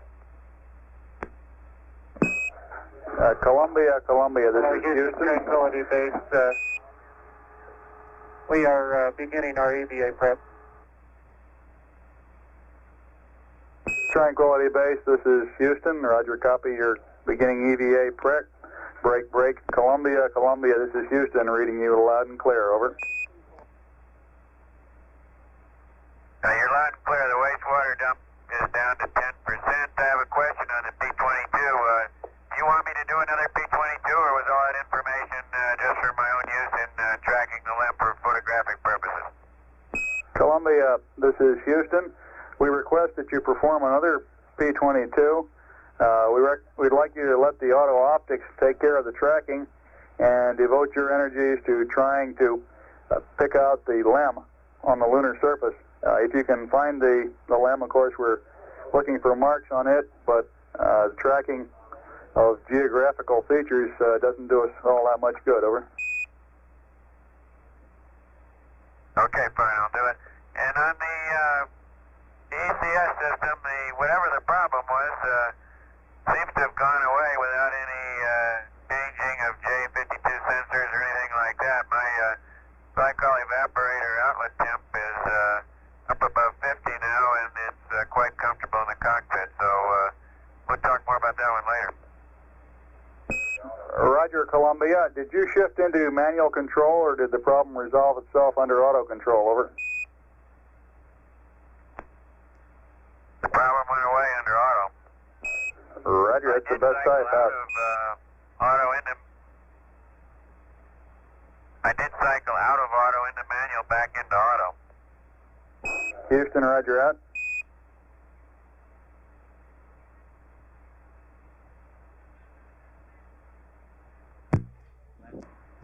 The capsule communicator you heard there is Bruce McCandless, now on duty.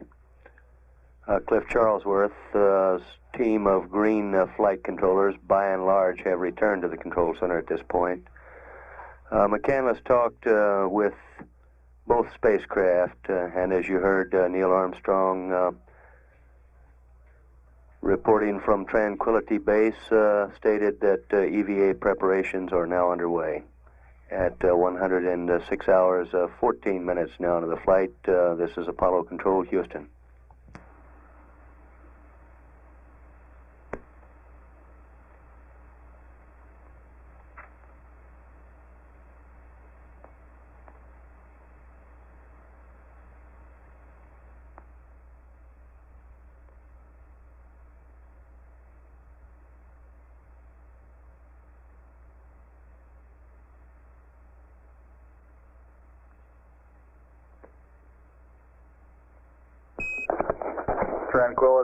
Tranquility Base, this is Houston, over.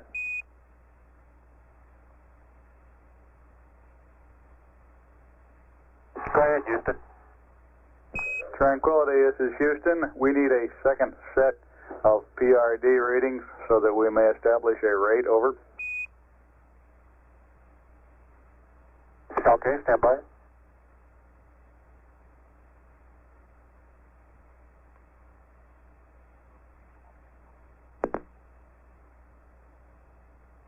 CDR is reading 11014.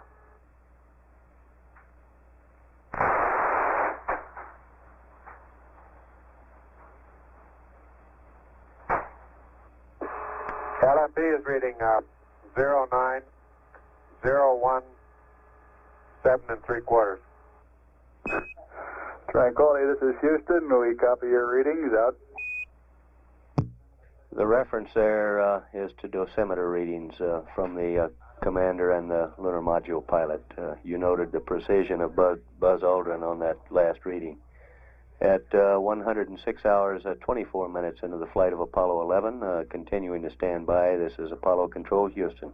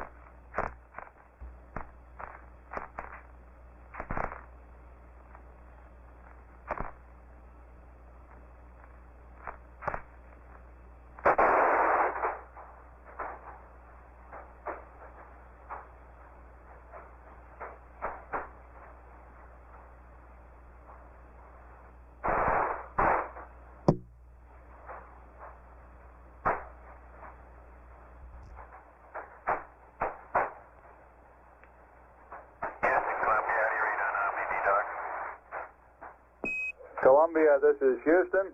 We're reading you loud with background noise on Omni-D, over. Okay, I'll stay on D here for a while. I'm about to go into the deep link. Roger, out.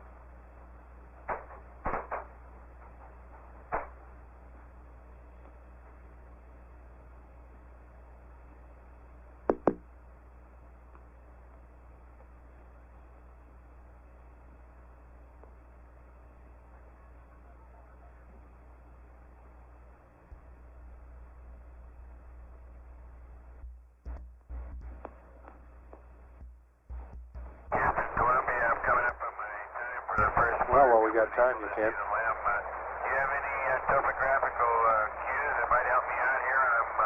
Auto optics is tracking between two craters. One of them, as the limb sees it, would be long at 11 o'clock. The other would be short behind him at 5 o'clock.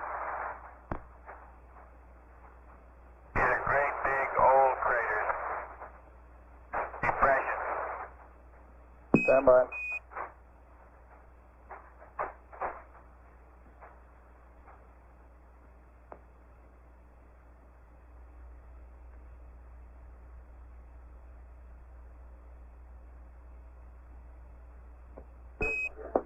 Columbia, this is Houston. The best we can do on topo features is to advise you to look to the west of the irregularly shaped crater and then work on down to the southwest of it. Over.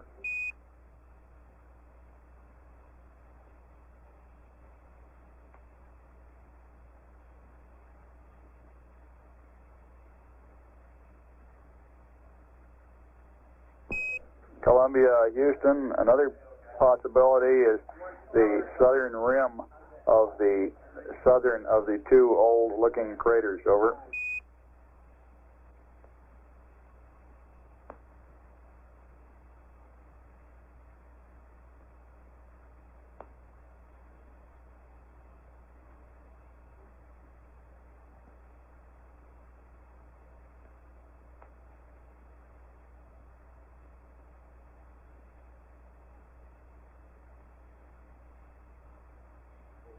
Roger, Houston, Columbia, no show. I kept my eyes glued to the section that time, hoping I'd get a flash of specular light off the left, but I wasn't able to see him. I scanned the areas that you suggested. Roger, on that the southern of the old craters, there is a small bright crater on the southern rim. One plot would put him slightly to the west of that small bright crater, about 500 to 1,000 feet. Do you see anything down there? Over. It's gone past now, Bruce, but I scanned that area that you're talking about very closely, and no, I didn't see anything. Roger, out.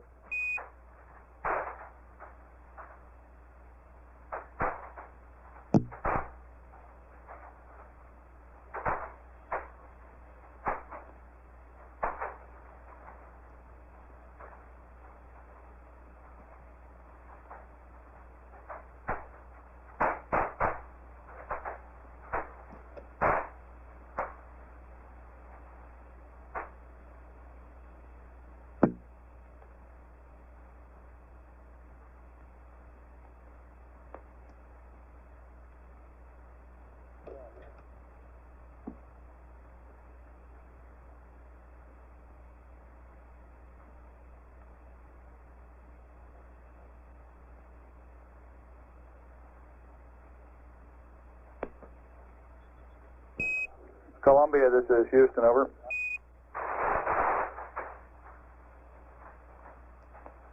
Go ahead. Columbia, this is Houston. On your LAM-2 map, we'd like to confirm the topographical area in which you were looking on this last period of sightings. As we understand you, you were looking in the vicinity of Papa 7 to November 8. Is that correct? Over. Stand by one. Roger.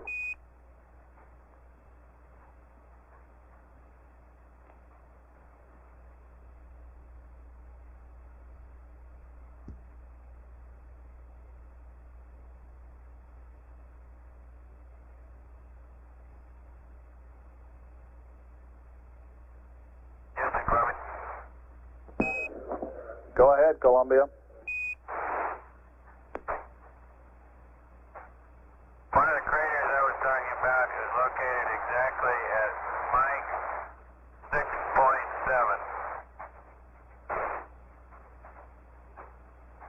Roger, we found that The one. other one's located at 7. The other one is located at 7.2, two-thirds of the way from Mike to Nan.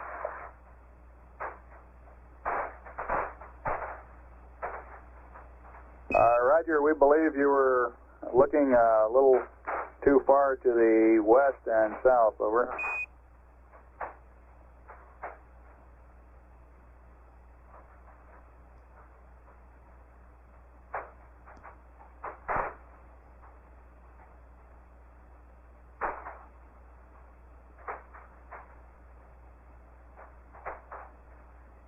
Roger, understand. I was looking where auto optics was tracking on the average, and understand that it should have been more to the north and more to the west. Actually, more to the north and a little more to the east. The feature that I was describing to you, the small bright crater on the rim of the large, fairly old crater, would be about Mike .8 and 8.2. Over. Well, just give me your best estimate as to his location in this coordinate system, and I'll plot it on my map and go from there. Roger.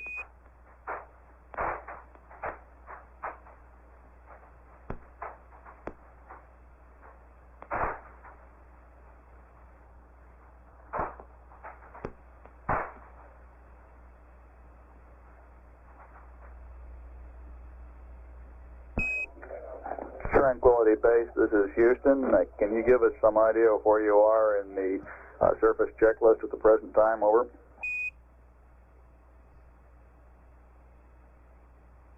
Okay, we're at the top of page 27. Roger out.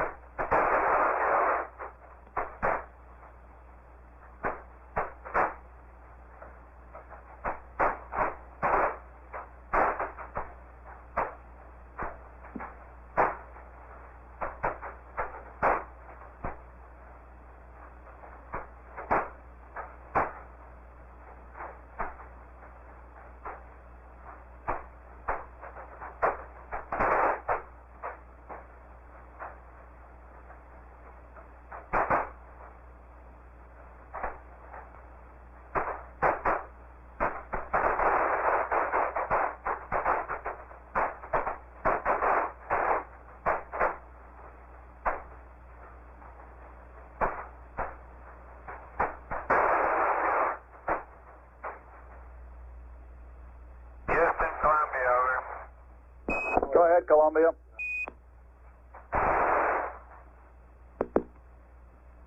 Roger. I finally got you back on Omni D. I've been unsuccessfully trying to get you on the high gain. I've gone command reset the process. How do you read me now? Roger, we're reading you loud with background noise. Understand that's Omni Delta or Omni Bravo, over.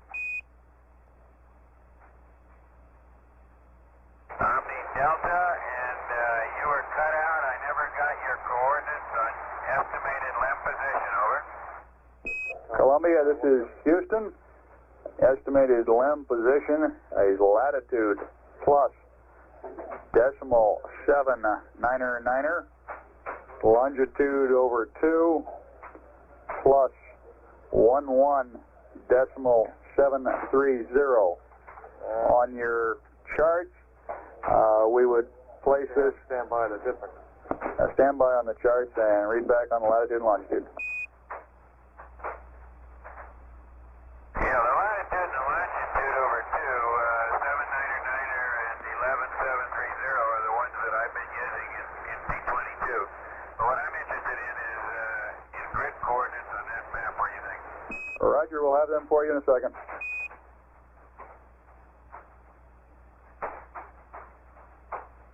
Thank you.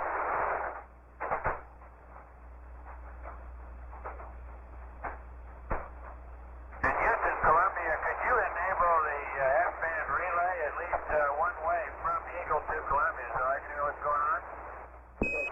Roger, there's not much going on at the present time, Columbia. I'll see what I can do about the relay.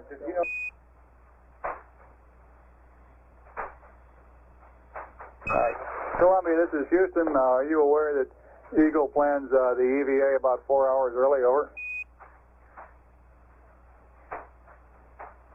Affirmative. When's hatch open time at CEP estimated? Roger, somewhere around 108 hours. We'll have an update for you on that a little later.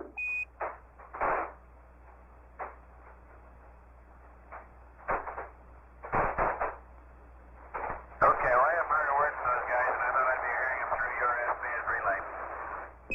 Roger, they're on about page surface 27 in the checklist, proceeding in good time.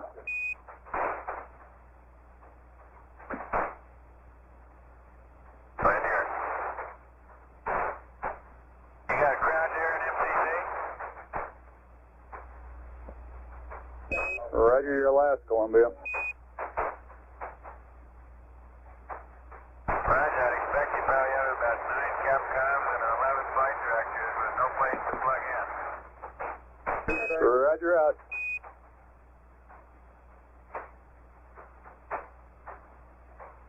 That ratio might even be reversed.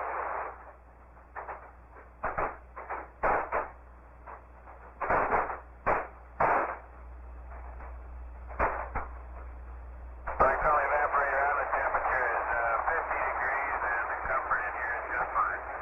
Roger, we copy 50 degrees on the glycol and comfort index, fine.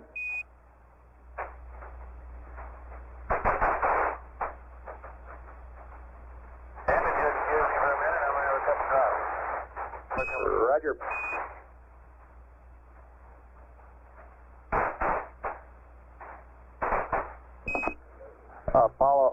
Columbia, this is Houston. Your map coordinates are Papa decimal 2 and 6 decimal 3 on the LAM 2 chart. Over.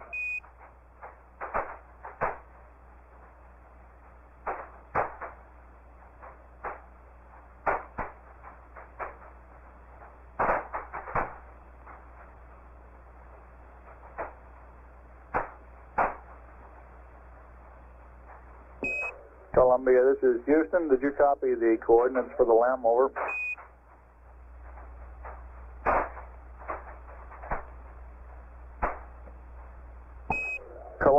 Columbia, this is Houston. If you read, we request high gain antenna, yaw 180, pitch 0. I say again, yaw 180, pitch 0 on the high gain. Over.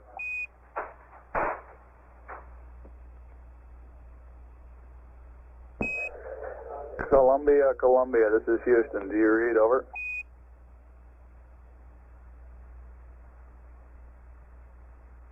Houston, Columbia on the high gain. Columbia, this is Houston. Reading you loud and clear. Over. Read you loud and clear, Bruce. Roger, Mike. I have the coordinates. What's new?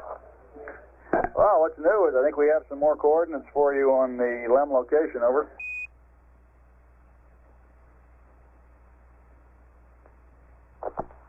Ready to copy. Roger, Mike. Papa decimal 2 and 6 decimal 3 on your LAM 2 chart. Over.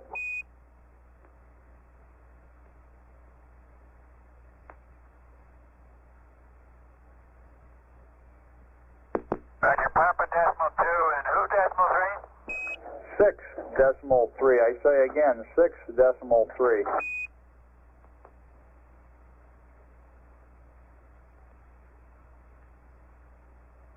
Thank you. Papa point 2 and 6.3. I'll try it. Roger. Okay, what you're saying is if you look at the catch paw, then that's just about, his middle finger, a little bit, 1 to 2 o'clock from his middle finger. Is that right?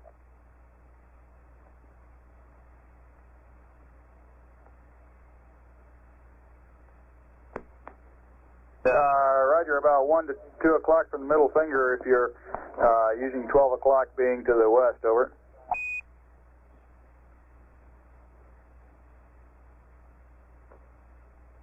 That must be the way cats face. Okay, I'm with you. Okay, and I got LOS, AOS times for you. Go ahead.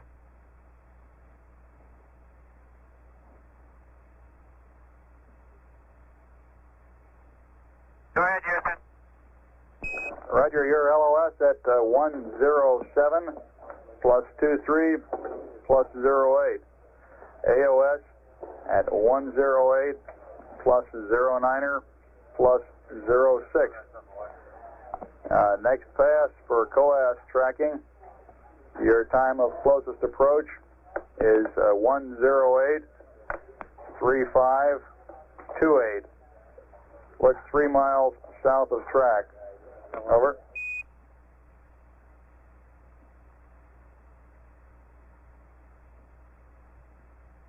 Well, I understand all that, but with this new information, would you like me to try pitch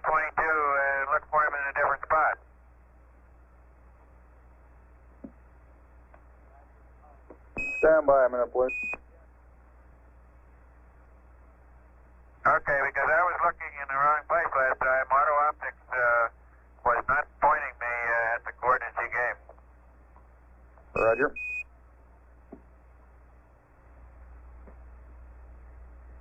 Columbia, this is Houston, over.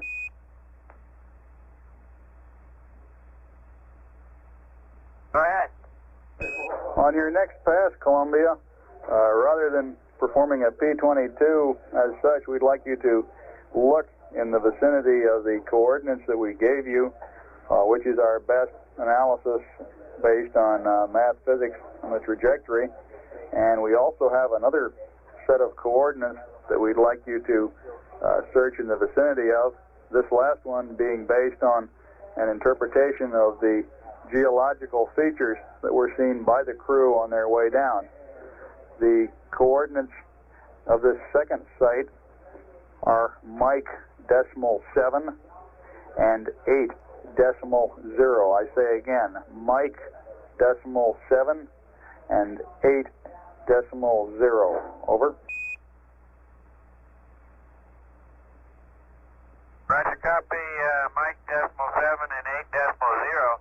The only thing is, my best tool for looking is the sextant, and if I'm going to crank the sextant up, might as well have P-22 go at the same time, or don't you think so?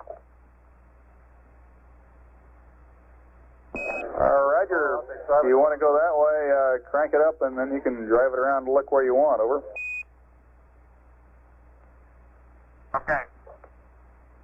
And if you can find the limb, then by all means track it or make a note of where it was and we can track it on the next rev. If you're ready, we have a RefSmat update that we can pass up to you at this time to give us pull and accept. Over. Okay, pull and accept you got. This is an updated landing site RefSmat. We still believe that a plane change is not required. Is that affirmative? That's affirmative, Columbia. Good job.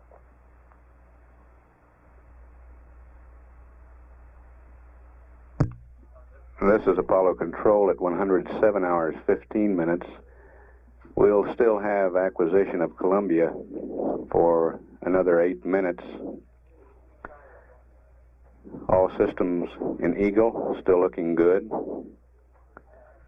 Cabin pressure 4.86 pounds, showing a temperature of 63 degrees in the Eagle's cabin.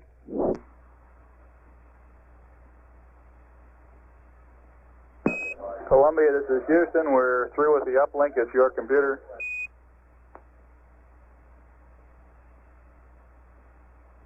Roger, thank you. This is Apollo Control. Our best information at this time on the orientation of Eagle, that the plus Z axis, and that's the leg with the ladder on it, is yawed 13 degrees south of the ground track. The sun behind Eagle with the leg with the ladder on it in a generally westerly direction along the ground track, but yawed 13 degrees south from that ground track. Houston, Columbia. Go ahead, Columbia. Roger, next pass, I'd appreciate the S-band relay mode, over.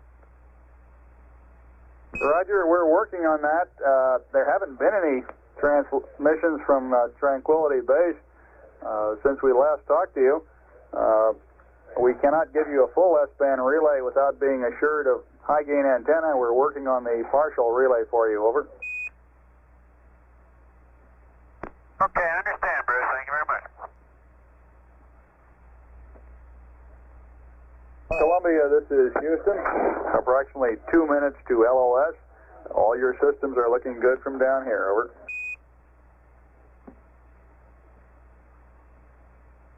Does it look to you like the 240 controller is properly controlling the glycol evaporator outlet temp? It looks appear. Roger, Columbia. During this pass on the front side, it looked okay to us. Okay, thank you.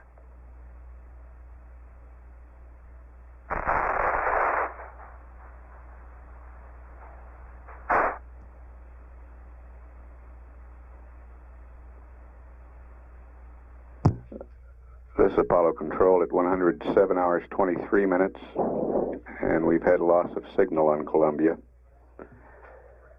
The clock here in the control center counting down to depressurization time on Eagle shows we're 36 minutes 39 seconds away from that event. We believe the crew is pretty well on the timeline in the EVA preparations.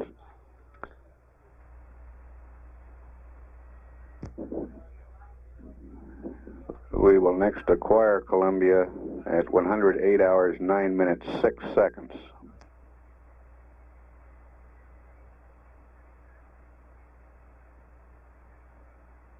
And Columbia's closest approach to Eagle on this next revolution will come at 108 hours 35 minutes 28 seconds when it should be 3 miles south of the track.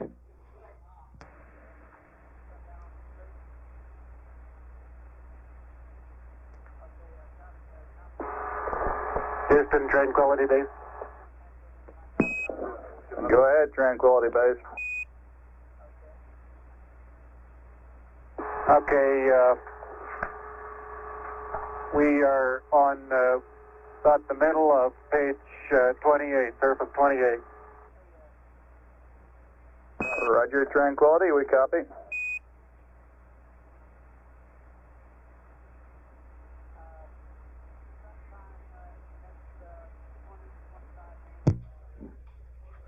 This is Apollo Control. Based on that checklist report from Eagle, the crew appears to be about 30 minutes behind the timeline in EVA preparations.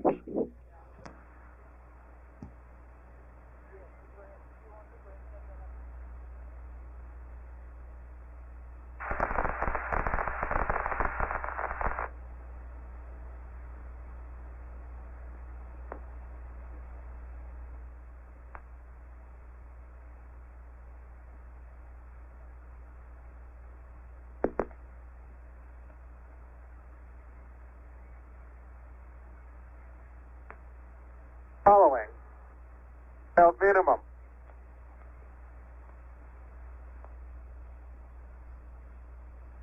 I think we...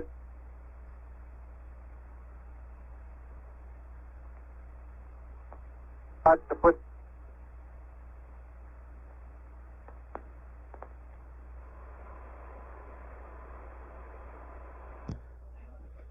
This is Apollo Control at 107 hours 52 minutes.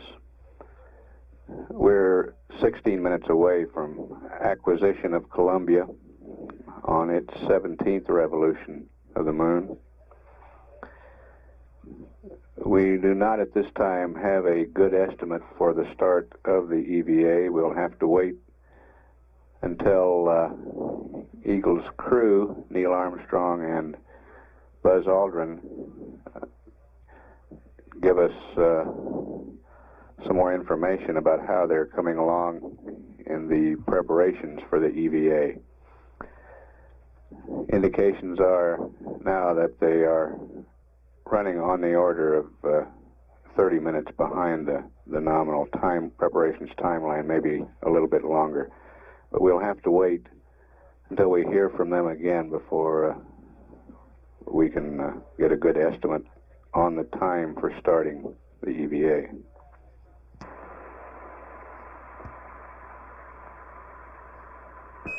Tranquility Base, this is Houston, over.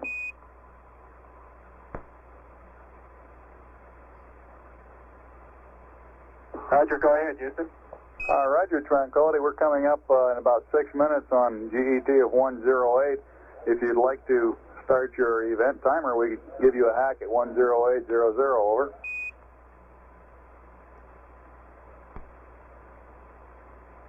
Welcome.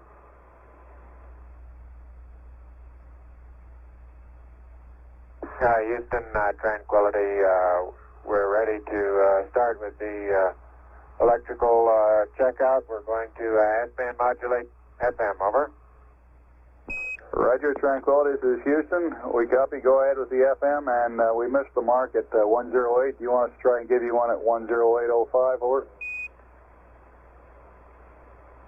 I think we've got the timer going. We've got 1 minute and 30 seconds mark. Roger, we copy, and you're in sync with us.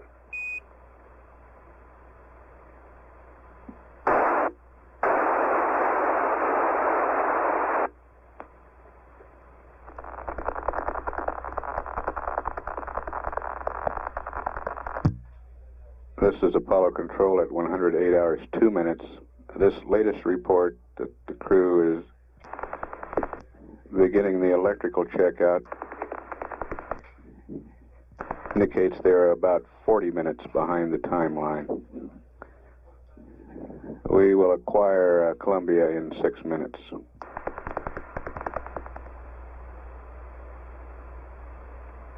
Help you with that?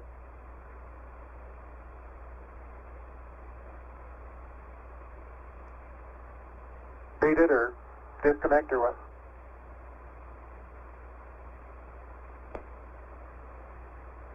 Second.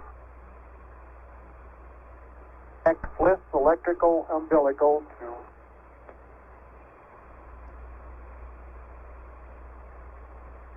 let me that's tight.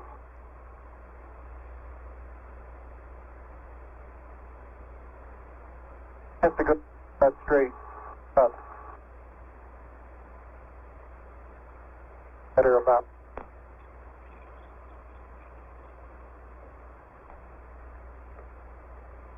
That's got it. All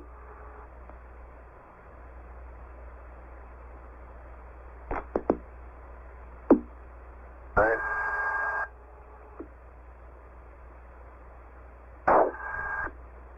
That's the Sox in the west.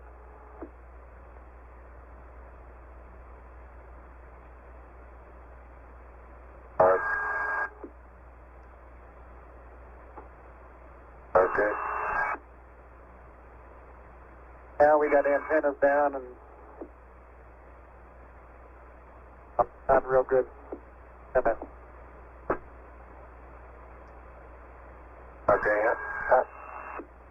I'll put my antenna up.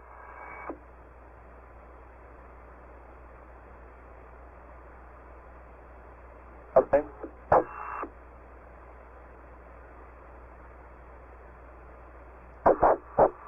Okay. How do you read now? Okay. Okay, I think that's going to be better.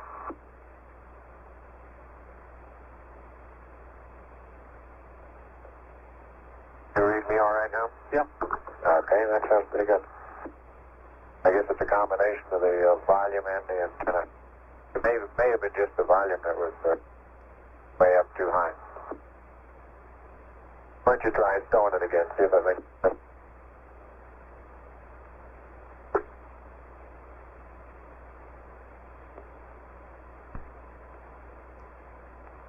Okay. All right, 1, 2, 3, 4, 5, 5, 4, 3, 2, 1. That sounds pretty good. Okay. Better keep it pretty close to your mouth, though.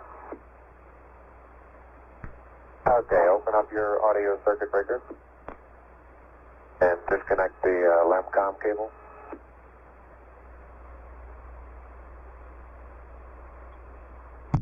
We have acquisition of Columbia.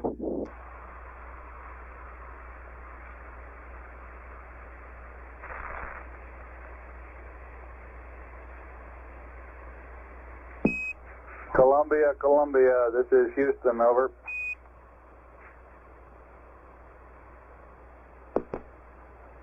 Houston, Columbia on the high gain. How do you read? Roger, Columbia, reading you loud and clear on the high gain. We have enabled the one-way misfin relay that you requested. The crew of Tranquility Base is currently donning plisses. The LMP has his pliss on, comm checks out, and the CDR is checking his comm out now. Over.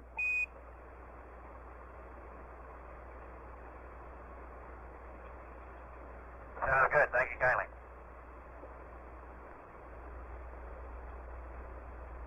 Houston, Columbia, I tweaked the platform up on the backside. I have a P-52 option 3 when you're ready to copy the data. Go ahead, Columbia. Roger, on stars 43 and 44. Star angle difference, 4 balls 1. Now 93 plus 00057 plus.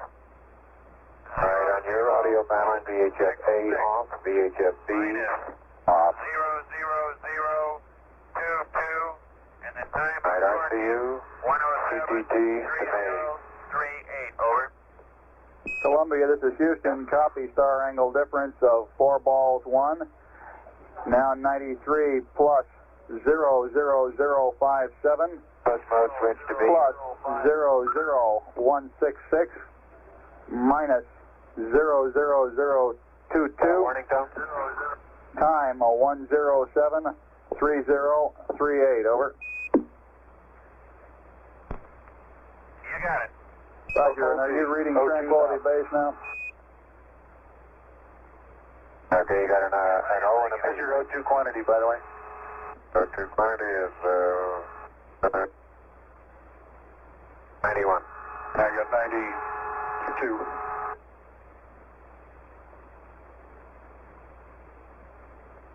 Okay, now I'm going to mode select B.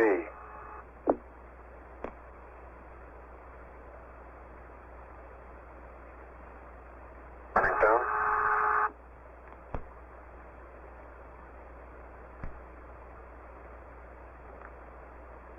Where you were, B? I'm in B. A. Go A. I'm in A. Okay, how do you read me? I read you. You are clear. Another warning tone. Down? Down now? Okay. Oh. Let's mode select to AR. AR? How do you read? Did get a warning tone. I got one. Got it.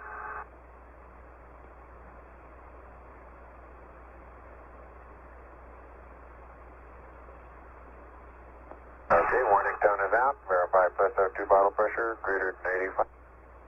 Yes. You have voice with the other? Yep. Houston, Tranquility, how do you read? Over. Neil, this is Houston through Tranquility. Radio check. Over. Roger. Houston, this is Neil. How do you read? Neil, this is Houston. We're reading you loud and clear. Break. Buzz, this is Houston through Tranquility. Over. Roger, Houston, this is Buzz through Tranquility. How do you read? Over. Reading you loud and clear. Buzz, out.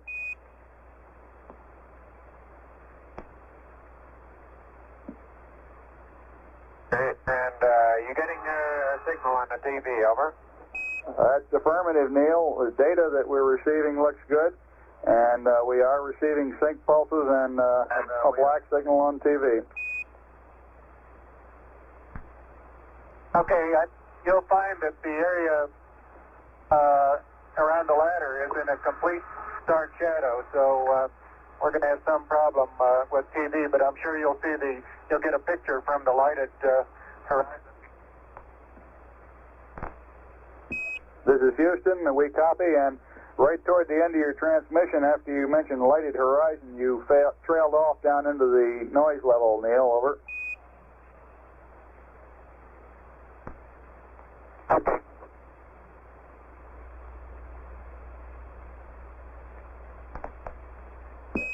Columbia, this is Houston. Are you reading Tranquility all right on the relay? Over. I believe so. I haven't heard anything from him lately. He's been breaking up, but up until about 3 minutes ago, I was reading him loud and clear. Roger, it sounds like you're getting it all.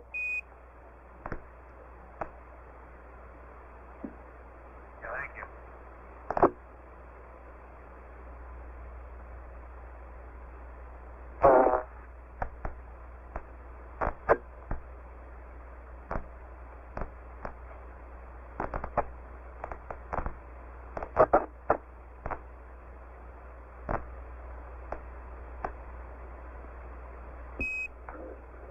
Tranquility Base, this is Houston.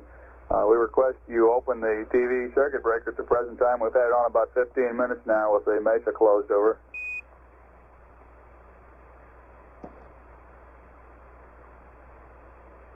Roger.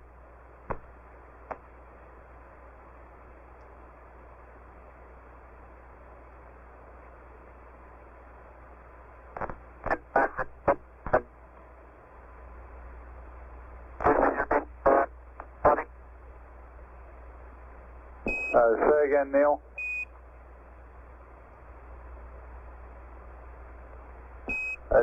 Neil, this is Houston. I can hear you trying to transmit, however, your transmission is breaking up, over.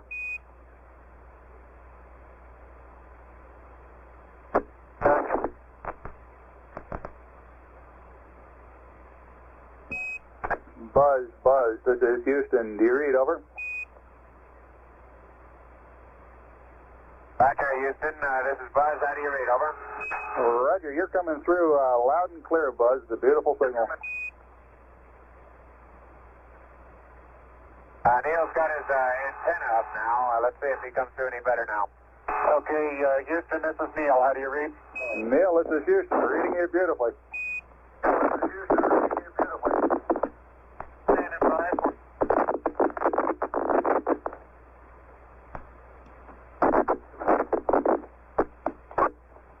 An antenna scratching the roof.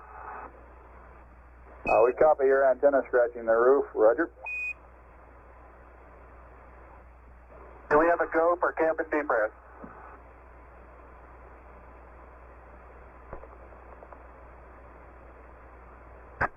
I hear everything but that. Houston, this is Tranquility. We're standing by for a go for cabin depress. Over. Tranquility Base, this is Houston. You are go for cabin depressurization. Go for cabin depressurization. Go cabin depressure. Roger, thank you. AC quarter valve is closed. Okay. Verify cabin fan number 1 circuit breaker open. Over. Fan number 1 breaker. We'll have to pull that one out. Closed.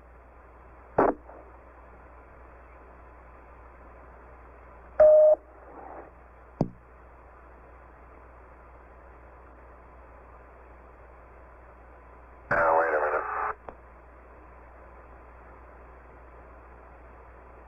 Columbia, this is Houston. Your LEM line of sight comm acquisition with the Tranquility Base is 108 plus 29er.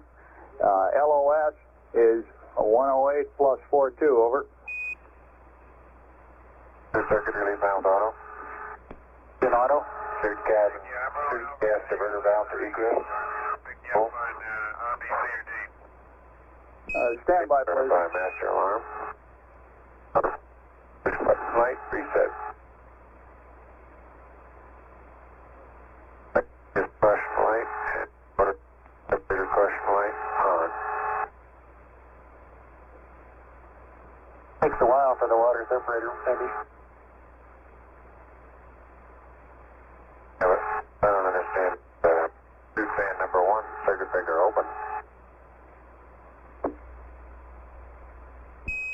Buzz, this is Houston. We'd like you to pull the suit fan Delta P circuit breaker on panel 16, over. Roger, I have it. That's flipped it. Different jump.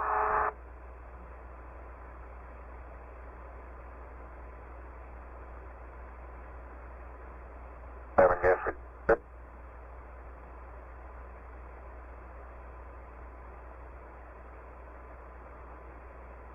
Egress?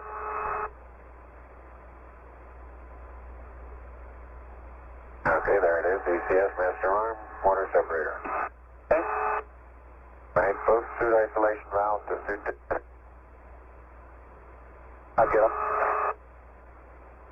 Both. Got it. Need to connect LEM hoses. Okay.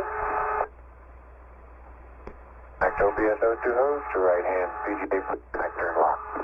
Let me do that for you.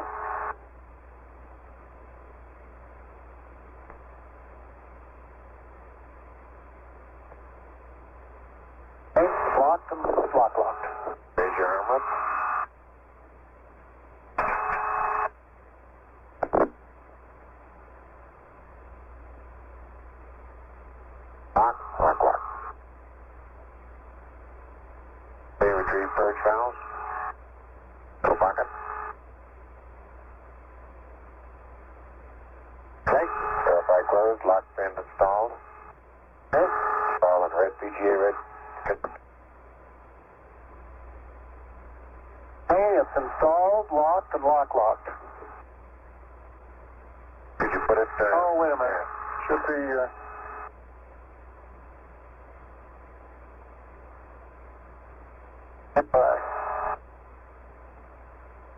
Good deal. that's right out in the middle. Alright, check my breeder valves vertical. Both vertical. Two vertical. Okay. Hold this, I'll put in your purge valve. Locked in, double locked. Okay.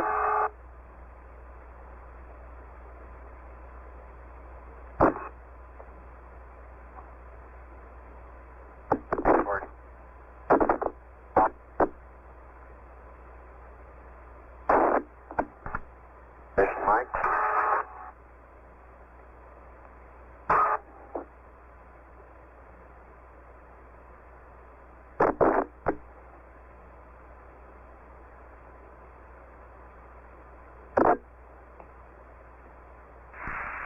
Sure wish I'd shaved last night.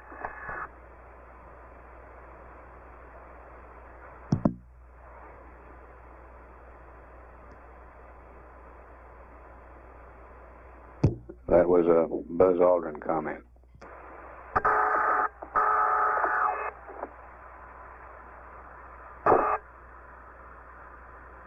Okay, we need the helmets. Got your mics where you want them?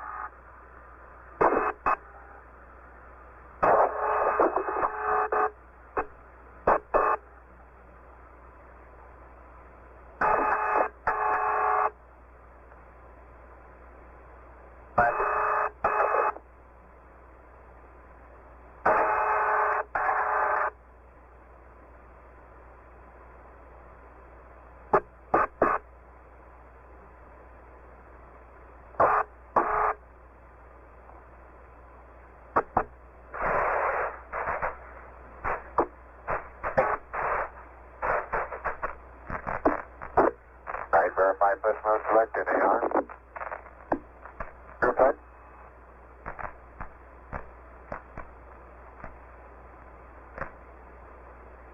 I don't know if you guys can read me on VHF, but you sure sound good down there.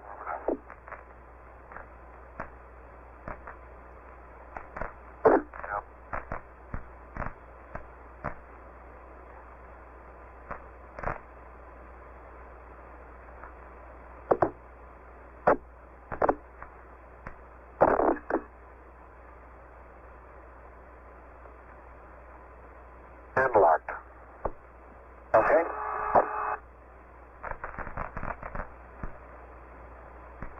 Alright, the vent window is clear. Alright, remove the lever from the engine cover. Verify EV visor is attached.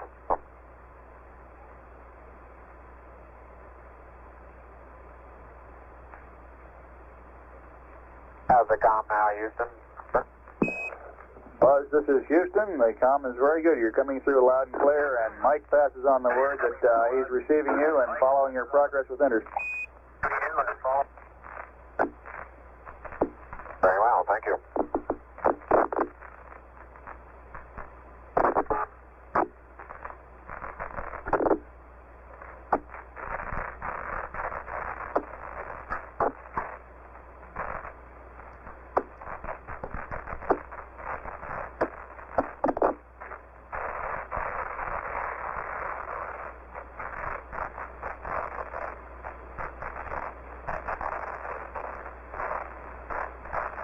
Got all the material up in the back?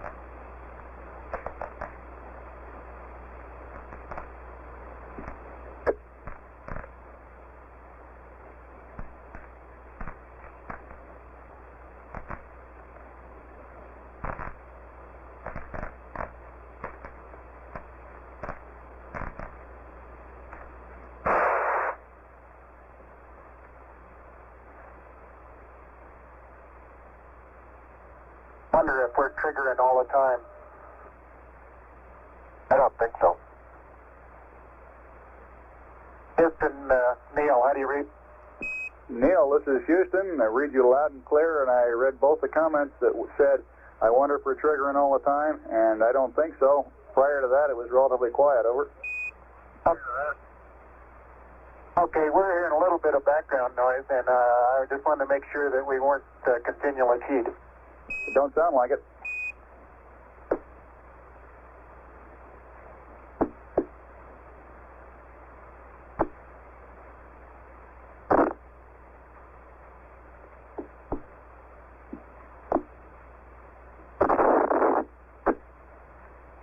I'll put the light back up.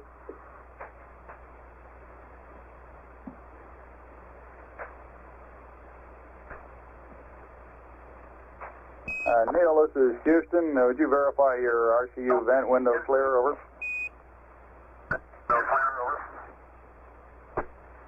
That's verified. Roger, out.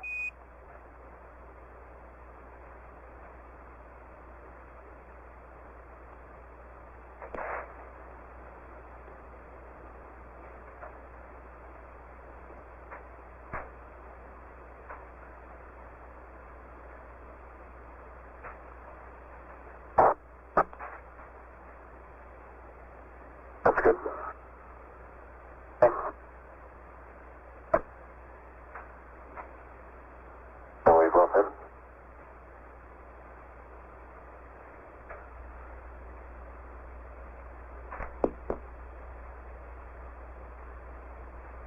Okay, we can start this.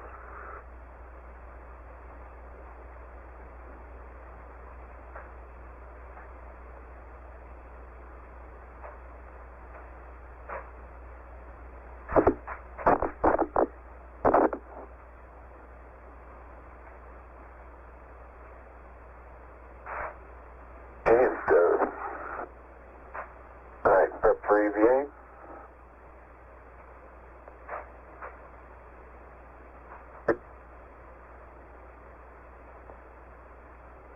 Let's disconnect the water. Okay, let me get yours.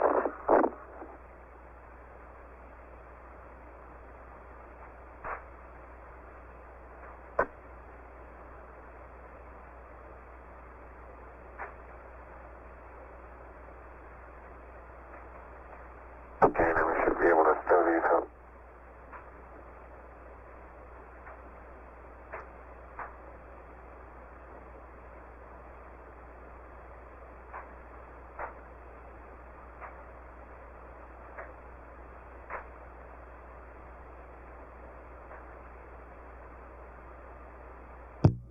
Cabin pressures on both vehicles reading 4.9 pounds per square inch.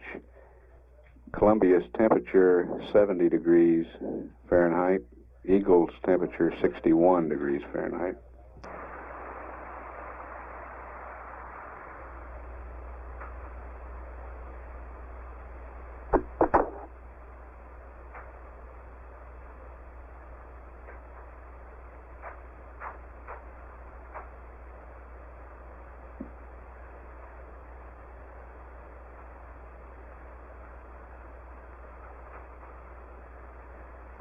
Columbia, this is Houston. Any joy on the LEM that fast? Over.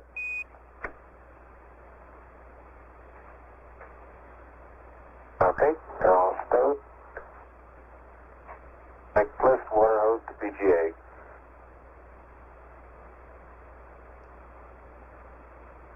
Let's see where to do that.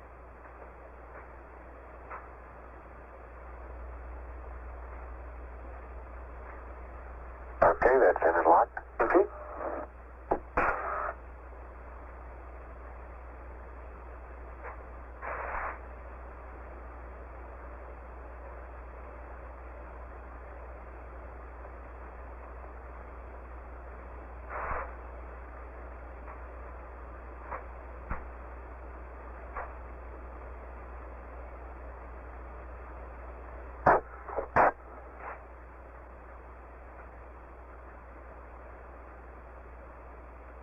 Houston, Buzz here, over.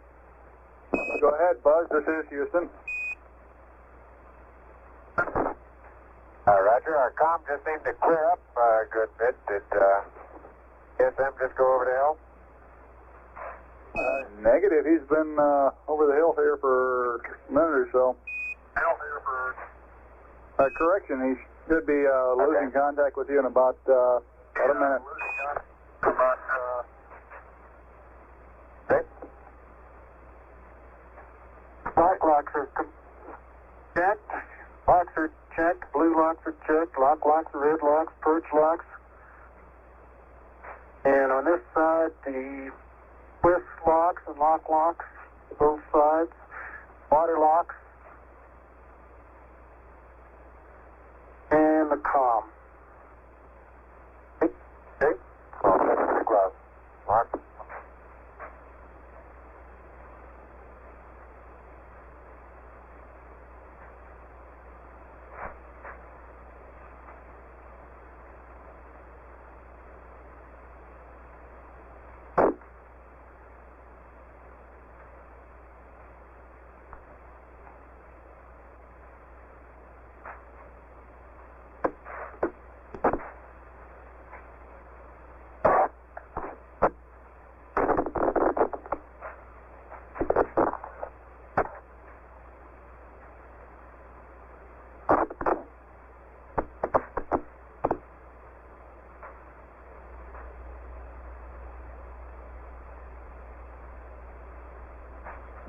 Columbia, this is Houston. Do you read over?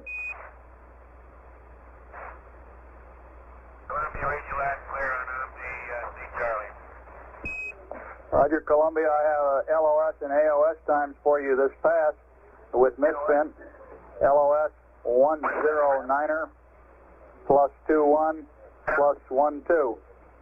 AOS coming around the corner 11007. 35, over.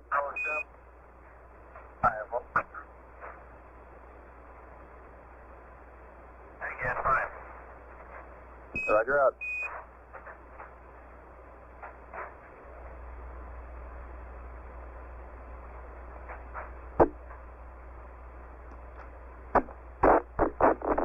Okay. All right. Verify your diverter valve open. Up position.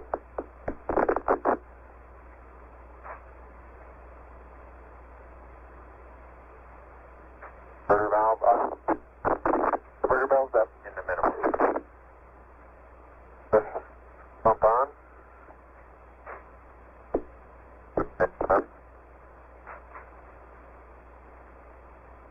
Running.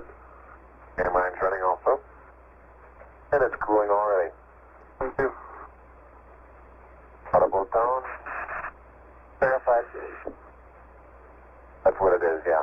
It's doing. Hey, watch it bend down. Let me stow that. See if we...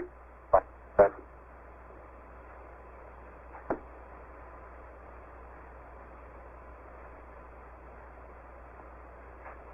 Okay.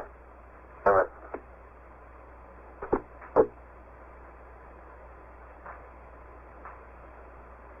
All right, inspect the EMU. Already done that pretty well. Pretty well complete. Okay.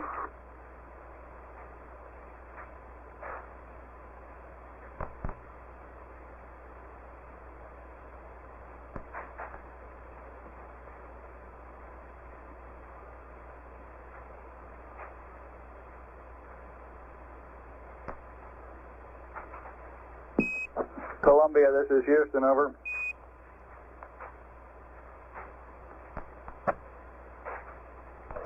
Columbia, go ahead. Roger, were you successful in spotting the limb on that pass, over? That's negative. I checked both locations. There's no track.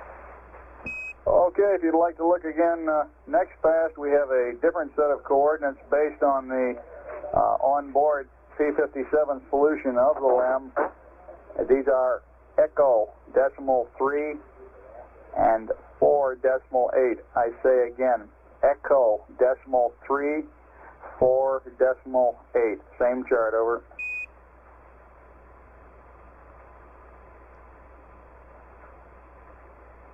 Roger. Look there, and also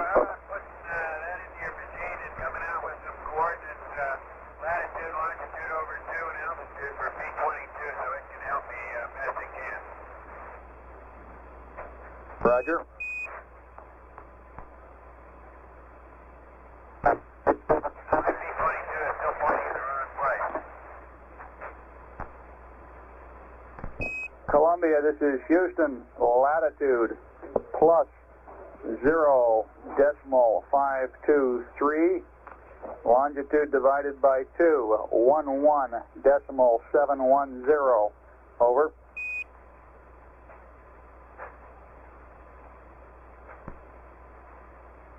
Roger, understand, plus 00523 and plus 11710, thank you. Houston, roger that.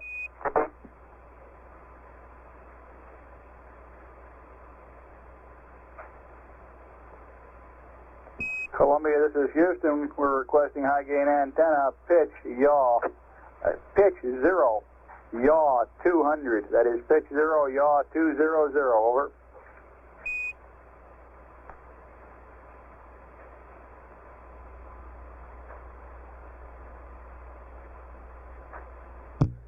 In the control center, a clock has been set up to record the operating time on Neil Armstrong's portable life support system. The EVA will be counted from that time. This is Neil. How do you read? Neil, this is Houston, loud and clear, a over. little bit better now. There we go. Roger, loud and clear. You're not too loud and clear, but I think it's the same problem. Houston, how do you read Buzz? Buzz, this is Houston, loud and clear. You're really coming in beautifully, over. Very good. Okay.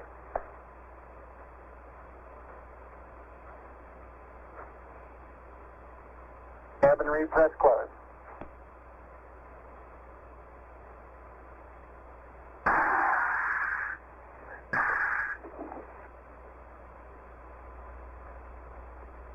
Now comes the gymnastics. Huh? Now comes the gymnastics. Oh, I think it'll be a lot easier.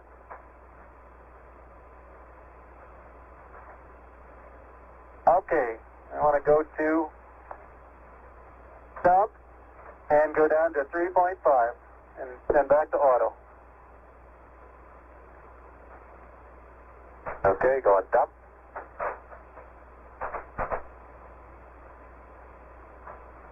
And it's down to 4.2, 4.1.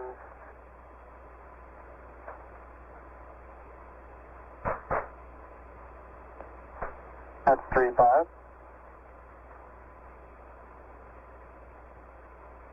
High-end auto. Verify cabin pressure at 3.5 and LEM speed circuit pressure between 3.6 and 4.3. It is. Speed circuit at about 4.3. Okay. Verify the PGA pressure is above 4.5 minus 4.6. Minus 4.7. Neil, this is Houston. Will you give us a hack when you start your chronometer, over?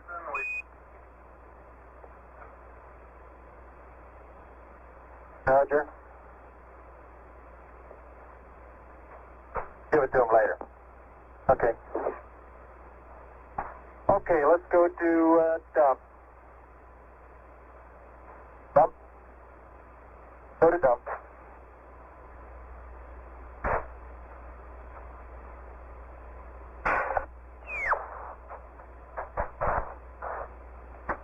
Houston, I'll start my watch at 5.6. Over.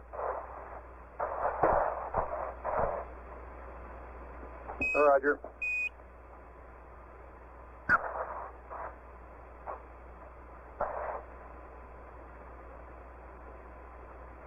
Three, two, one, mark. Houston, Columbia's back on high gain. Roger, Columbia, loud and clear, and we copied your mark there, Buzz. Clear, and we copy your mark there, Buzz. Okay, I got my water window. Okay, water warning. That's yours? Got mine. Okay.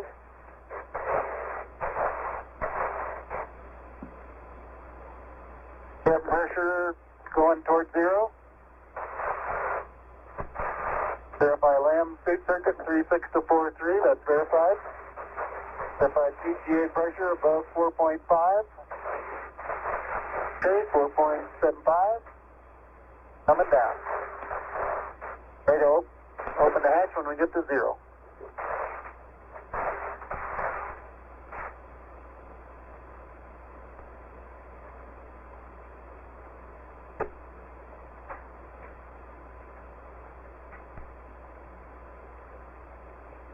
You want to bring down one of your visors now, or leave one? No, we need to. Okay. Inner visor down.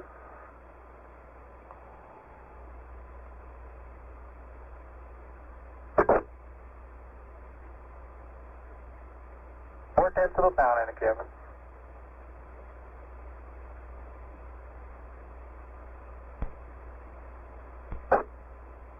Showing about 0.2.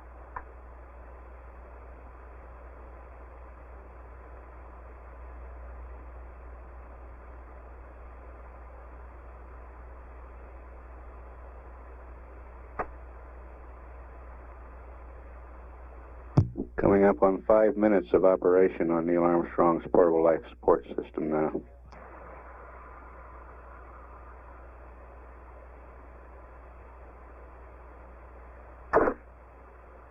Sure takes a long time to get all the way down, doesn't it? Yeah.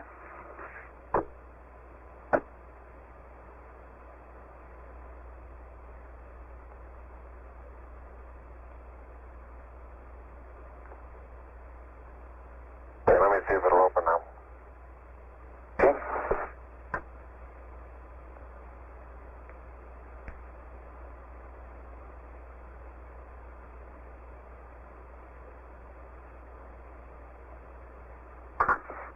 Open my RCU there with your visor.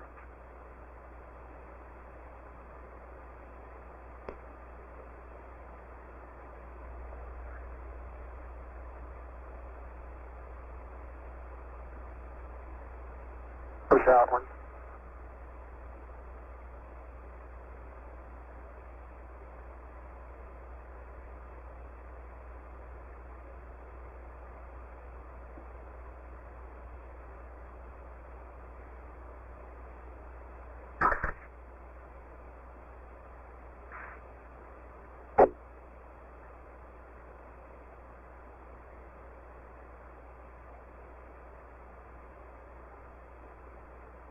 Need some light? It's unlocked, yeah. Unlock.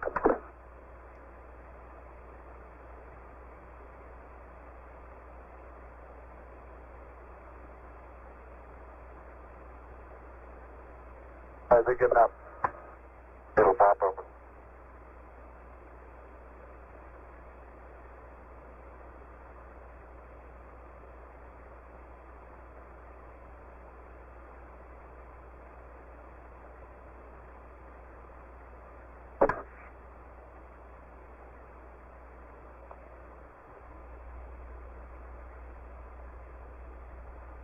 Get a steady tone in the background. I have a static, intermittent static. I've got a little bit of a steady tone. I don't guess I hear that.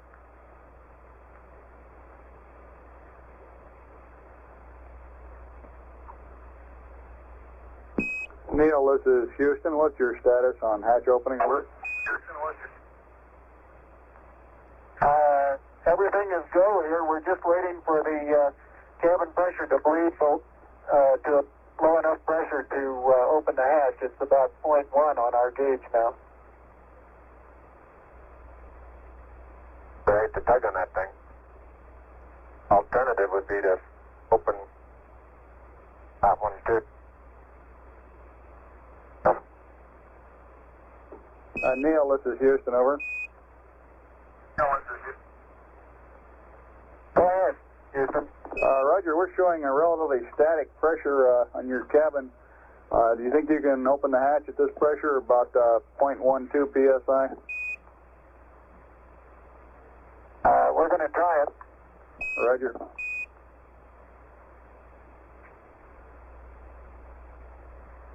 The hatch is coming open.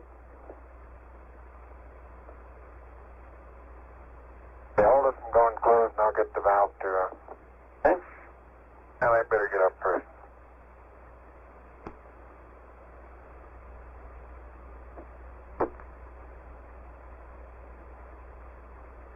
Hatch reported coming open at 109 hours, 8 minutes, 5 seconds.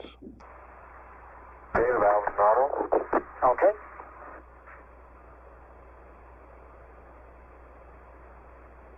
Correction, 109:07:35. Slow up to forward.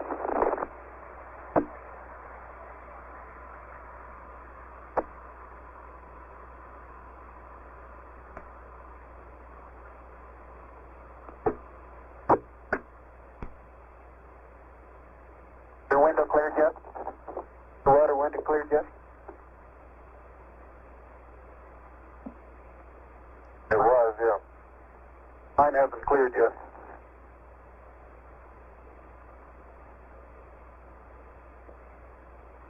Columbia, this is Houston, over. Columbia, go ahead. Columbia, this is Houston. We'd like you to cycle the fans in cryo-hydrogen tank number 1, and LOS time this orbit is 11119er31. Correction, make that for the next orbit. You already have the AOS LOS for this orbit.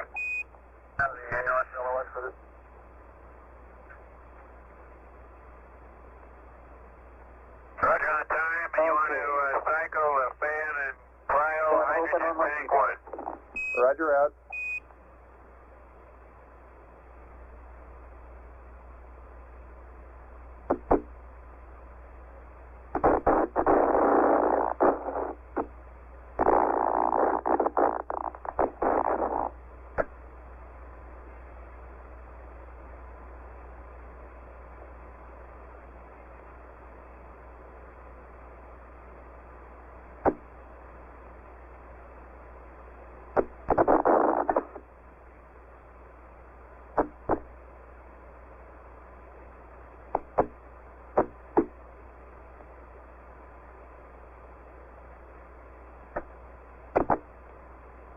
Have your water valve on? Yeah.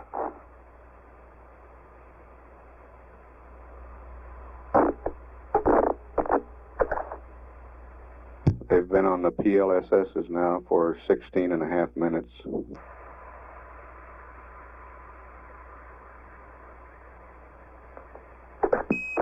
Columbia, this is Houston. We show you nearing high gain antenna scan limit. When you lose lock on us, we request Omni Delta. Omni Delta when you lose lock, over. Delta. Delta when you lose. Roger, Omni Delta.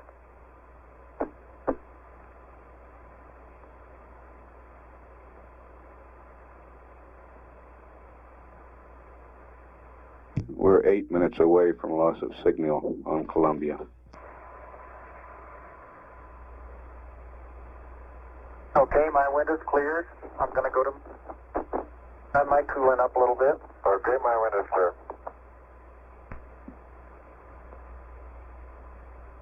All RCU windows are clear. M6 circuit is 4243. And I got SN pressure light, a 3 amp light, and an ECS light. Yeah, and we got a water separator light. No water. I'll check. Right. And I'll look at your cabin fan, one circuit breaker. You look at the glycol secondary.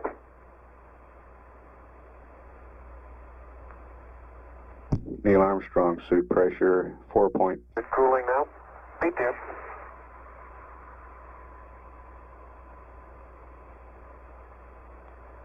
Okay. Glycol pump secondary circuit breaker open. So I can see that. I have to lean this way. Can't go any further. All right, cabin fan 1 is, Yeah, that's good. Can you take it?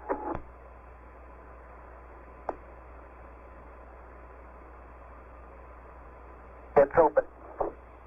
Verified. Okay. Non-pings radar circuit breaker's open.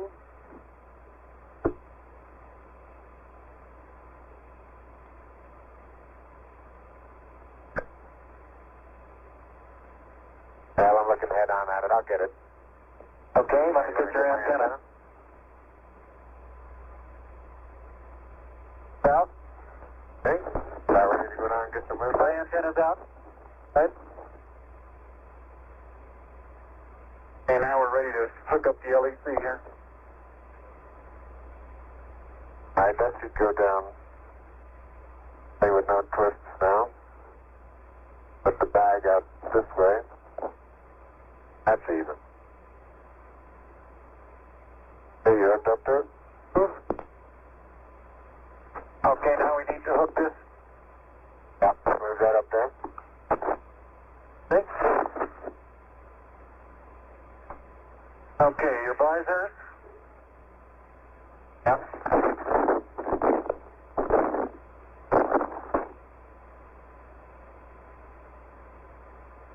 Look at your back is up against the perch.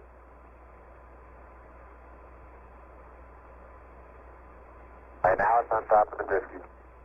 Forward and up. Now you're clear. A little bit toward me. Stay down. Your left a little bit. Plenty of room. Get you lined up nicely. Toward me a little bit. Down. Okay, now you're clear. You're catching the first hinge often. The what hinge?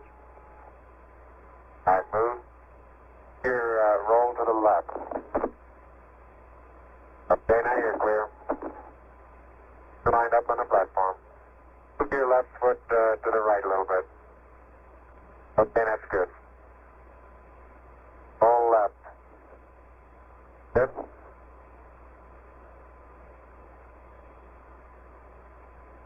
Okay, now I'm going to check ingress here.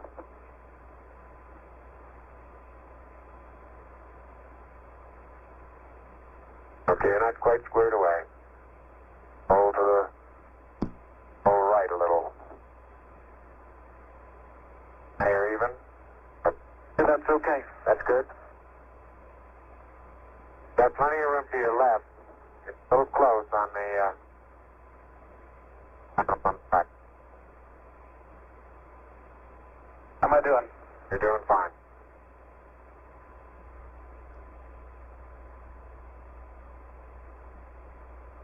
Okay, you want this bag? Yep.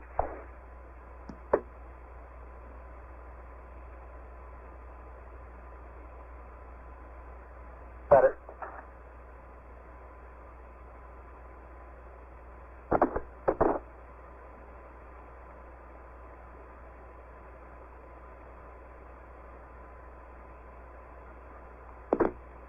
Okay, Houston, I'm on the porch. Roger, Neil. Okay, stand by, Neil. Columbia, this is Houston, 1 minute, 30 seconds to LOS, all systems go, over. Hold where you are a minute, Neil. Okay. Need a little slack?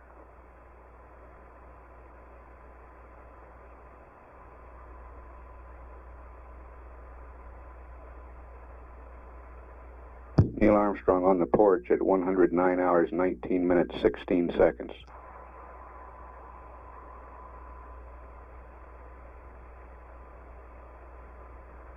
You need more slack, bud? No, hold it just a minute. Okay. Okay.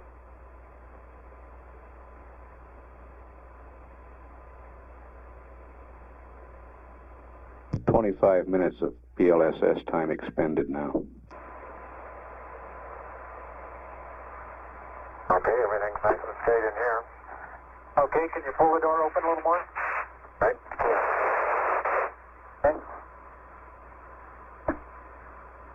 Did you get the main down? I'm going to pull it now.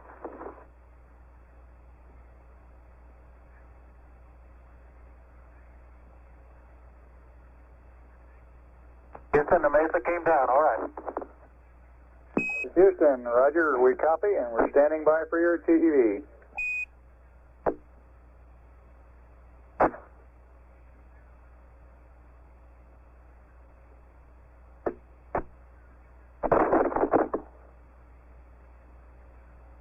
Houston, this is Neil, radio check.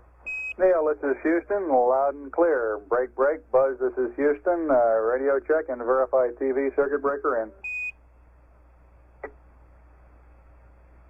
Roger, TV circuit breakers in. Read spot clear. Roger. And we're getting a picture on the TV. TV.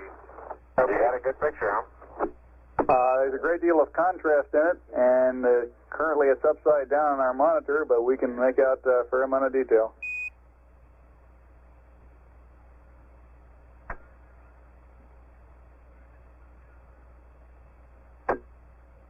Okay, would you verify the position, the opening I ought to have on the camera?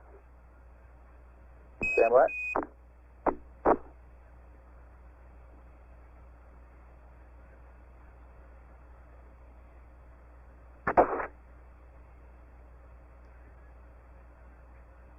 Okay, Neil, we can see you coming down the ladder now. Neil, we can see you coming.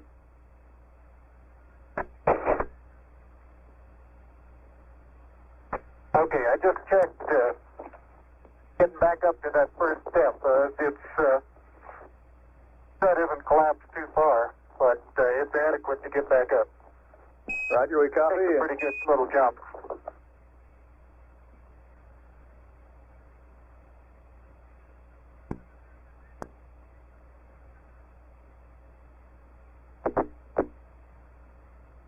Buzz, this is Houston. F2, 1/160th second for shadow photography on the sequence camera. Okay. I'm at the foot of the ladder. The LEM footbeds are only depressed in the surface about 1 or 2 inches, although the surface appears to be very, very fine-grained as you get close to it. It's almost like a powder. Ground mass is very fine.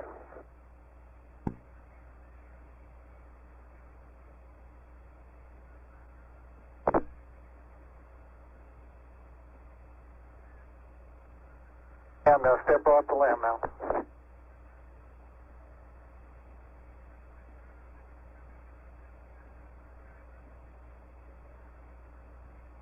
That's one small step for man, one giant leap for mankind. As the surface is fine and powdery, I can pick it up loosely with my toe. It does adhere in fine layers, like powdered charcoal, to the sole and sides of my boot. I only go in a small fraction of an inch, maybe an eighth of an inch, but I can see the footprints of my boots and the treads in the fine sandy particles. Neil, this is Houston. We're copying.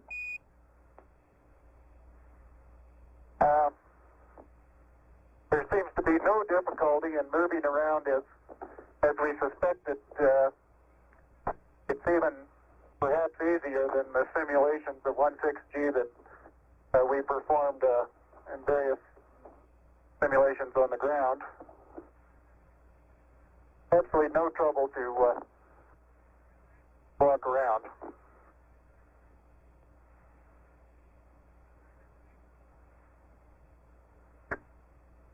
The descent engine did not leave a crater of any size. It has about 1 foot clearance on the ground. We're essentially on a very level place here. I can see some evidence of rays emanating from the a decent engine, but very insignificant amount.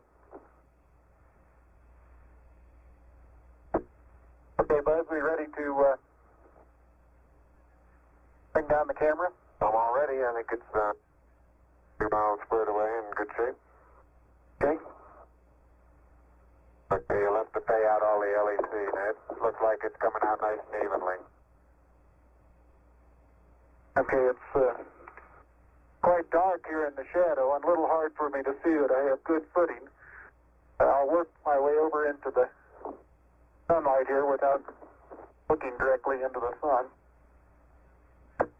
Okay, it's taut now.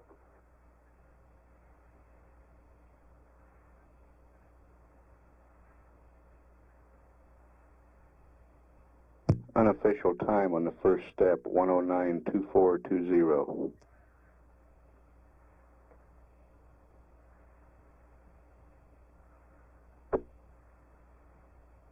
Yeah, I think it's pulling the wrong one.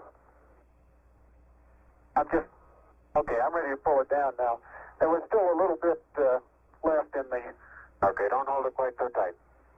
Okay? Okay.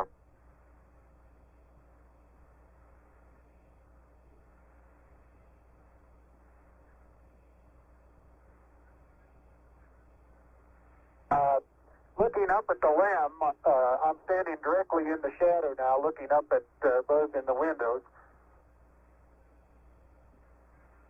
And I can see everything quite clearly. The light is sufficiently bright, backlighted into the front of the limb, that everything is very clearly visible. Okay, I'm going to be changing it. Okay.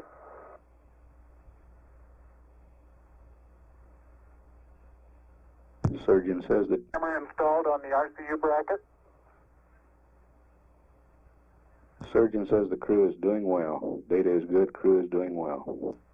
And I'm still in the LEC on the secondary struts. I'll step out and take some of my first pictures here.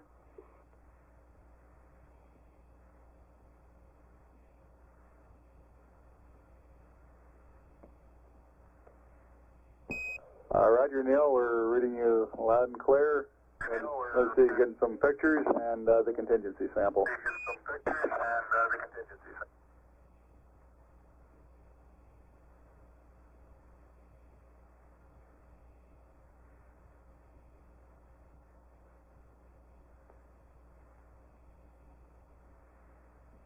.35 and a half minutes of PLSS time expended now.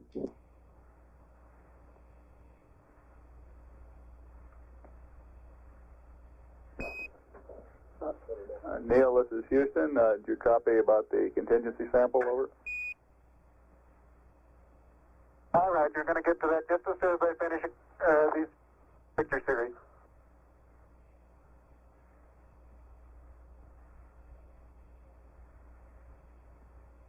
Okay, going to get the contingency sample there, Neil? All right.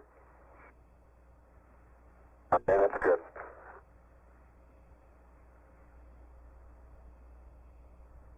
Okay, the contingency sample is down and it's up sample.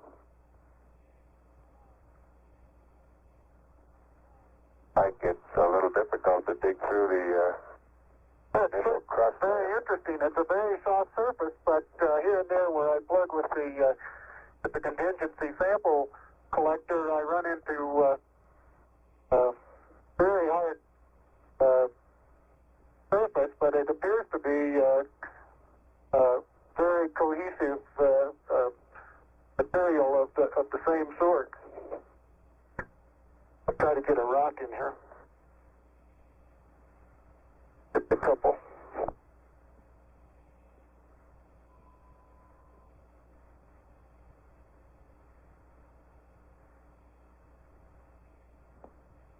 Oh, that looks beautiful from here, Neil.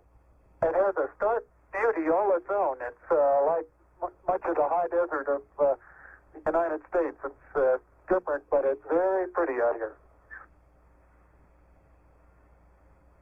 Be advised that A lot of the rock samples out here, the hard rock samples, have what appear to be vesicles in the surface. Also, I'm looking at one now that appears to have some sort of phenocryst. Houston, roger out.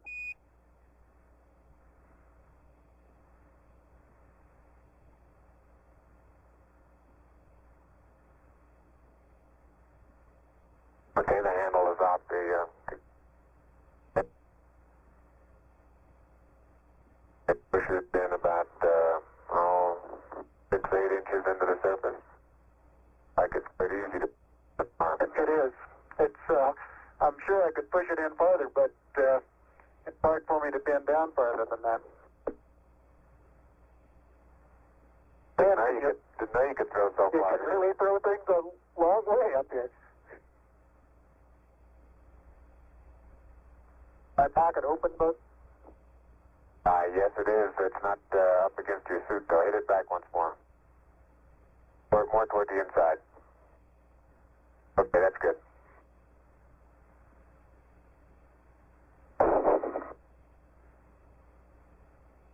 that in the pocket? Yeah, push down. Got it? No, it's not all the way in. Push it. There you go.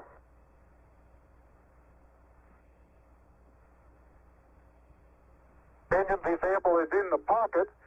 My oxygen is 81%. I have no flags, and I'm in minimum flow. This is Houston, roger, Neil.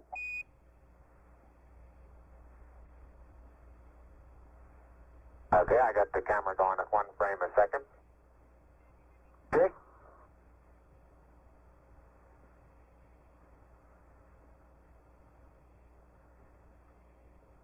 And I've got 80%, no flags. Good.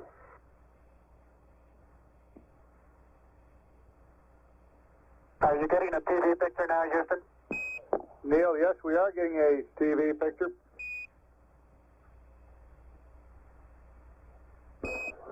Neil, this is Houston. We're getting a picture. You're not in at the present time. We can see the bag on the LEC being moved by Buzz, though. Here you come into our field of view. Oh, so let me move that over the edge for you. Okay, ready for me to come out? Yeah, just stand by a second. I'll move this over the handrail. Okay. All right, that's got it. Are you ready? All set.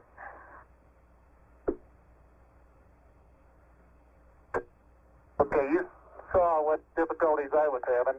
I'll try to watch your bliss from underneath here. All right, the backup camera is position.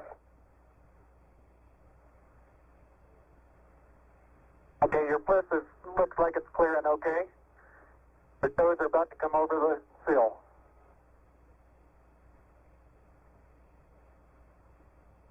Okay, now drop your bliss down. There you go, you're clear. And laterally you're good. Got an inch clearance on top of your bliss. Okay, you need a little bit of arching of the back to come down. How far are my feet from the... Okay, you're right at the edge of the porch. Okay. Back in from...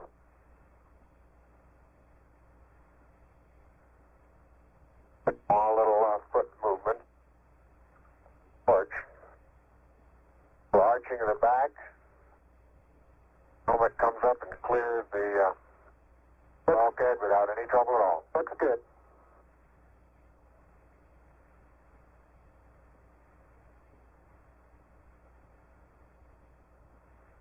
.45 minutes PLSS time expended.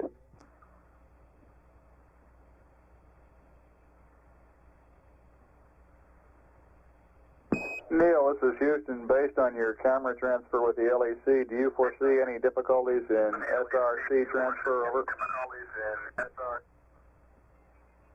Negative. That's the sample return containers, the rock boxes that Capcom... Now I want to back up and partially close the hatch. Making sure not to lock it on my way out. Particularly good thought. That's our home for the next couple hours. We want to take good care of it. Okay, I'm on the top step and I can look down over the RCU and landing gear pad. It's a very simple matter to hop down from one step to the next. Yes, I found it to be very comfortable, and walking is also very comfortable.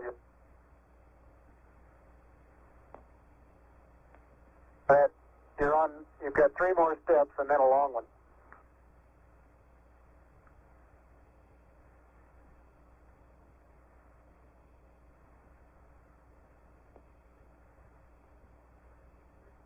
Okay, I'm going to leave that 1 foot up there and both hands down about the 4th rung up. There you go. Okay, now I think I'll do the same.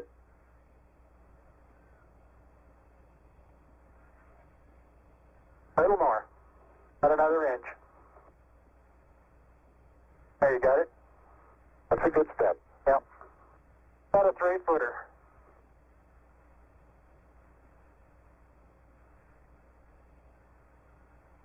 Beautiful view. Isn't that something?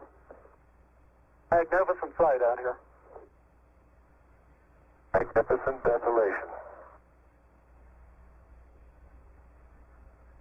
Both PLSS is nominal on consumables.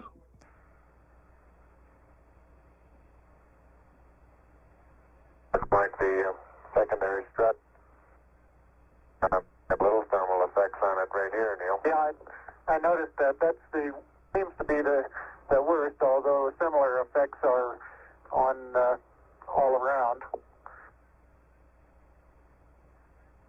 There is very, very fine powder, isn't it? Isn't it fine? Right in this area, I don't think there's much of any but fine powder. Some clouds together, and it's hard to tell whether it's a clod or a rock. Notice how you can pick it up. Down, it bounces and then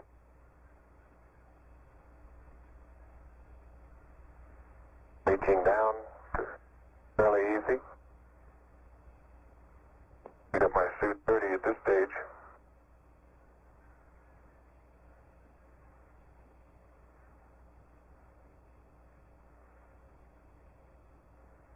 The mass of the backpack does have some effect in inertia. There's a slight tendency I can see now to backwards due to the soft, very soft texture. Oh, you're standing on a rock, big rock there now. This patcher didn't. No, it didn't. But absolute no crater there at all from the engine. No. I wonder if that right under the engine is where probe might hit.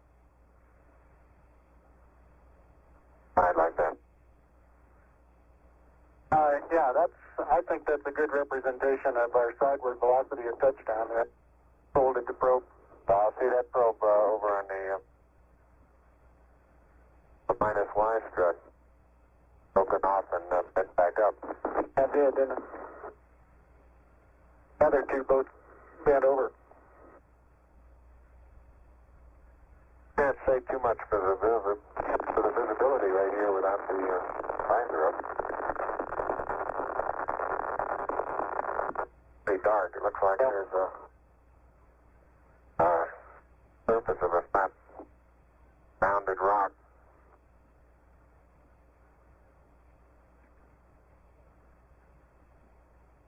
And incidentally, these rocks, very powdery surface,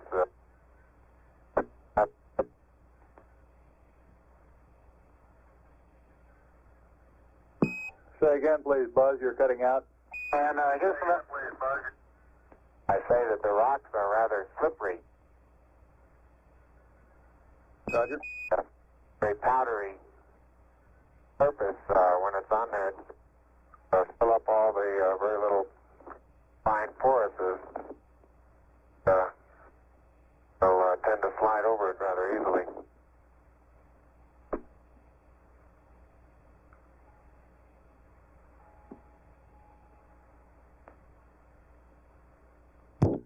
Neil Armstrong getting ready to move the TV camera now out to its panorama position. Traction seems quite good. Pittsburgh area.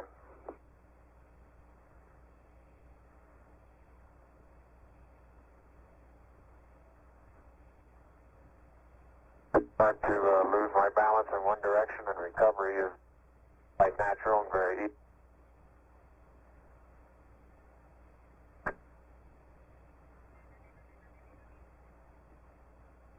And moving arms around Jack doesn't go off the surface. Not quite that light-footed. and I have the insulation off the Mesa now. The Mesa seems to be in good shape. You have to be careful that you're leaning in the direction you want to go, otherwise you slightly inebriated. In other words, you have to cross your foot over to stay underneath where your center of mass is.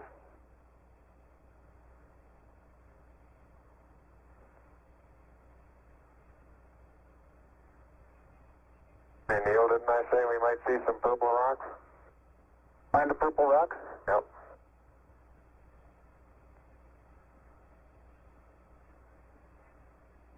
Very small, sparkly fragments are the rock. They're reflected on in places. That would make a first guess at some sort of biotite.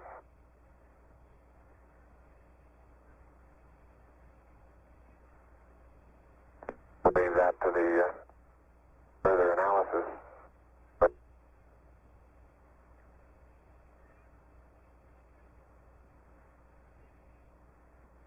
soil compacts underneath.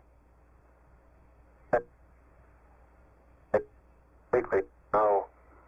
Said you don't sink down more than a quarter of an inch.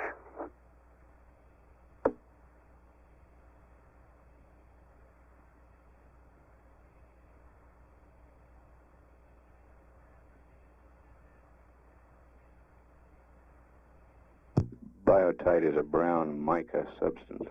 Okay, Houston, I'm going to change lenses on you. Roger, Neil.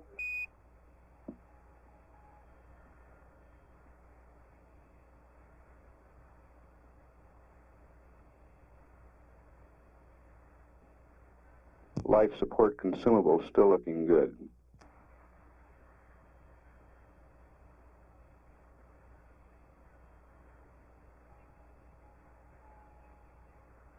Okay, Houston, tell me you get a new picture.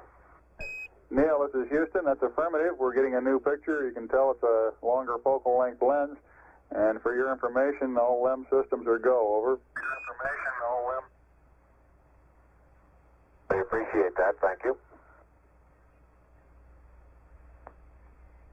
Neil is now unveiling the plaque that is.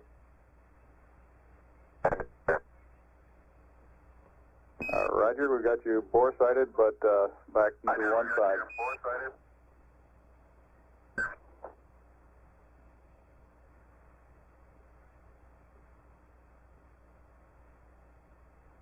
For those who haven't read the plaque, we'll read the plaque that's on the front landing gear of this LEM. There's two hemispheres, one showing each of the two hemispheres of Earth. Underneath it says, "Dear men from the planet Earth, first set foot upon the moon, July 1969, We came in peace for all mankind. It has the crew members' signatures and the signature of the President of the United States. Ready for the camera? I'll get it. Now you're taking TV on them. That's the LEC there.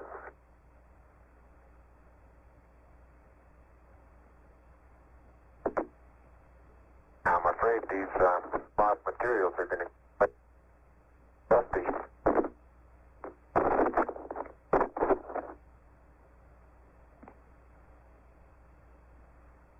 The surface material powdery. I don't know how good your lens is, but if you can touches above.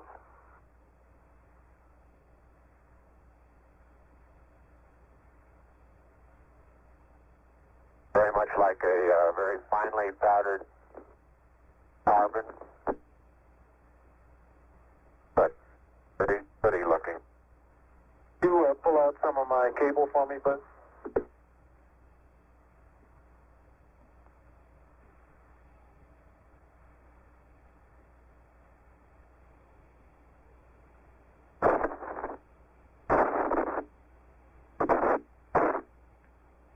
Houston, how close are you able to get things in focus?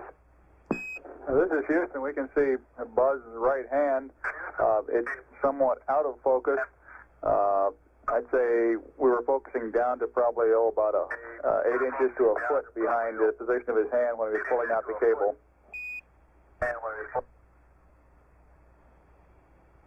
Okay, how's the temperature looking there? Temperature of the camera is showing cold. I'm a little cool, I think I'll change. Oh.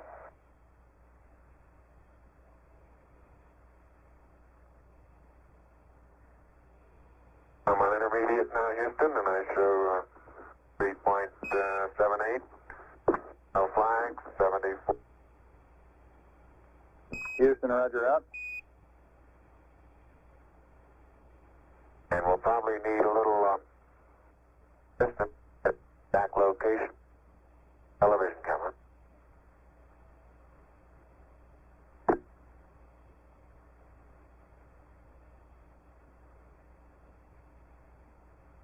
And Neil, it look at the minus I stress.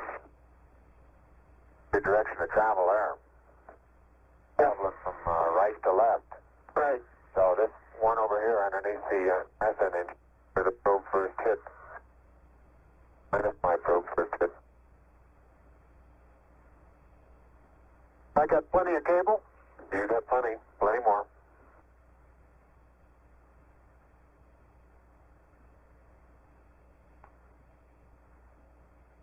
Okay, I think I got the end of it. Something interesting in the bottom of this little crater here. It maybe. Keep going. We got a lot more. Okay. Getting a little harder to pull out here. If you stand on the ladder facing forward, the minus Y strut is the landing gear to your left. Say I am, Buzz. 40, 50 feet. Why don't you turn around and let them get a view from there and Okay. see what the field of view looks like. You're backing into the cable. Okay. Turn around to your right, be better. I don't want to go into the sun if I can avoid it. That's right, yeah. I just leave it. All right, let it Sit settle like there. that and walk around it.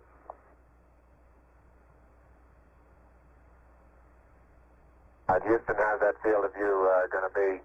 Pick up the mesa far away? Right.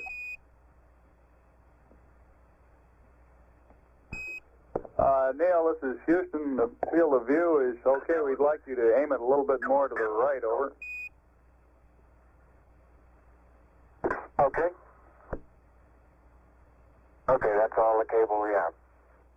All the way out. I'll start working on the solar. A little bit too much to the right. Can you bring it back left about 4 or 5 degrees?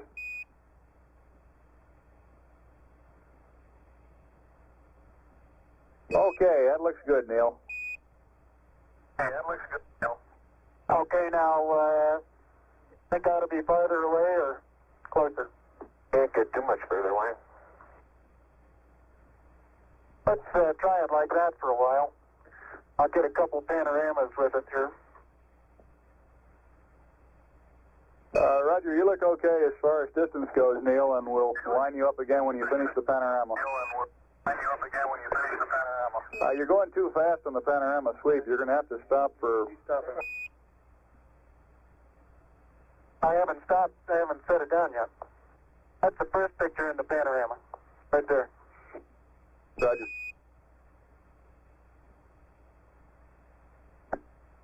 It's taken just about northeast. Tell me if you got a picture, Houston. Well, we've got a beautiful picture, Neil. Okay, I'm going to move it. Okay, there's another good one.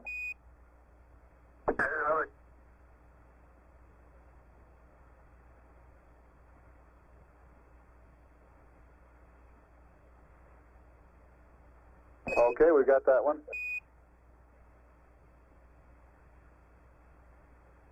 Okay, now this one's right down sun, straight west. And I want to know if you can see an angular rock in the foreground. Roger, we have a large angular rock in the foreground, and looks like a much smaller rock a couple of inches to the left of it. Over. Right, and then on beyond it about 10 feet is an even larger rock that's very rounded. That rock is about, the closest one to you is about sticking out of the sand about 1 foot. And it's about 1.5 feet long, and it's about 6 inches thick, but it's standing on edge. Roger.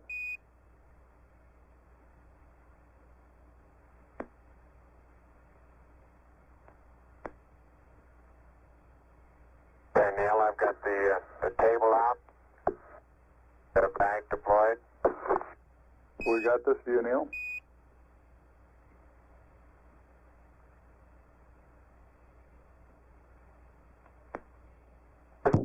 Straight south. Roger, and we see the shadow of the limb.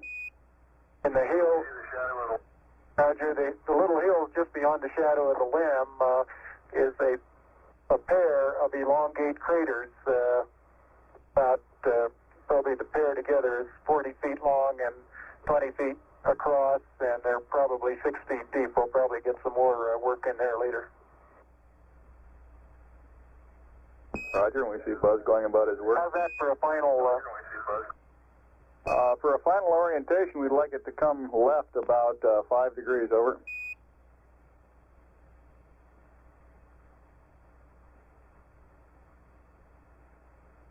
Back to the right about half as much.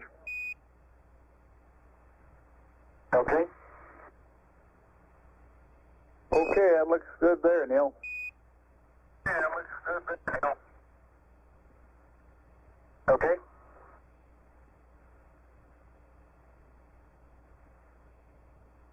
One hour, 7 minutes time expended.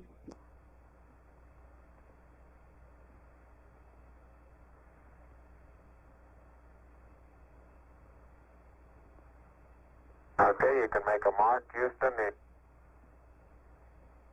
Roger, full in.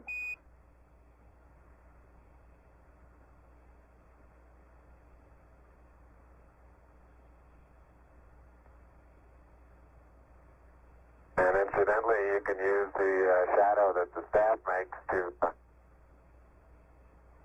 assist you in getting it perpendicular.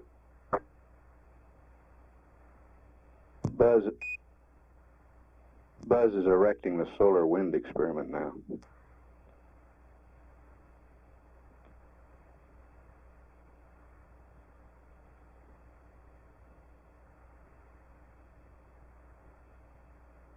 Some of these small depressions get soft, and you tend to think, oh, maybe 2 or 3 inches. I can suggest exactly what the layer pictures showed when they pushed away a little bit. You can see force transmitted through the upper surface of the soil, and about 5 or 6 inches away, it breaks loose and moves as if it were caked on the surface, when in fact it really isn't. I noticed in the soft spots where we have footprints nearly an inch deep that the soil is very cohesive, and it will retain a slope of probably 70 degrees on the side of the footprint.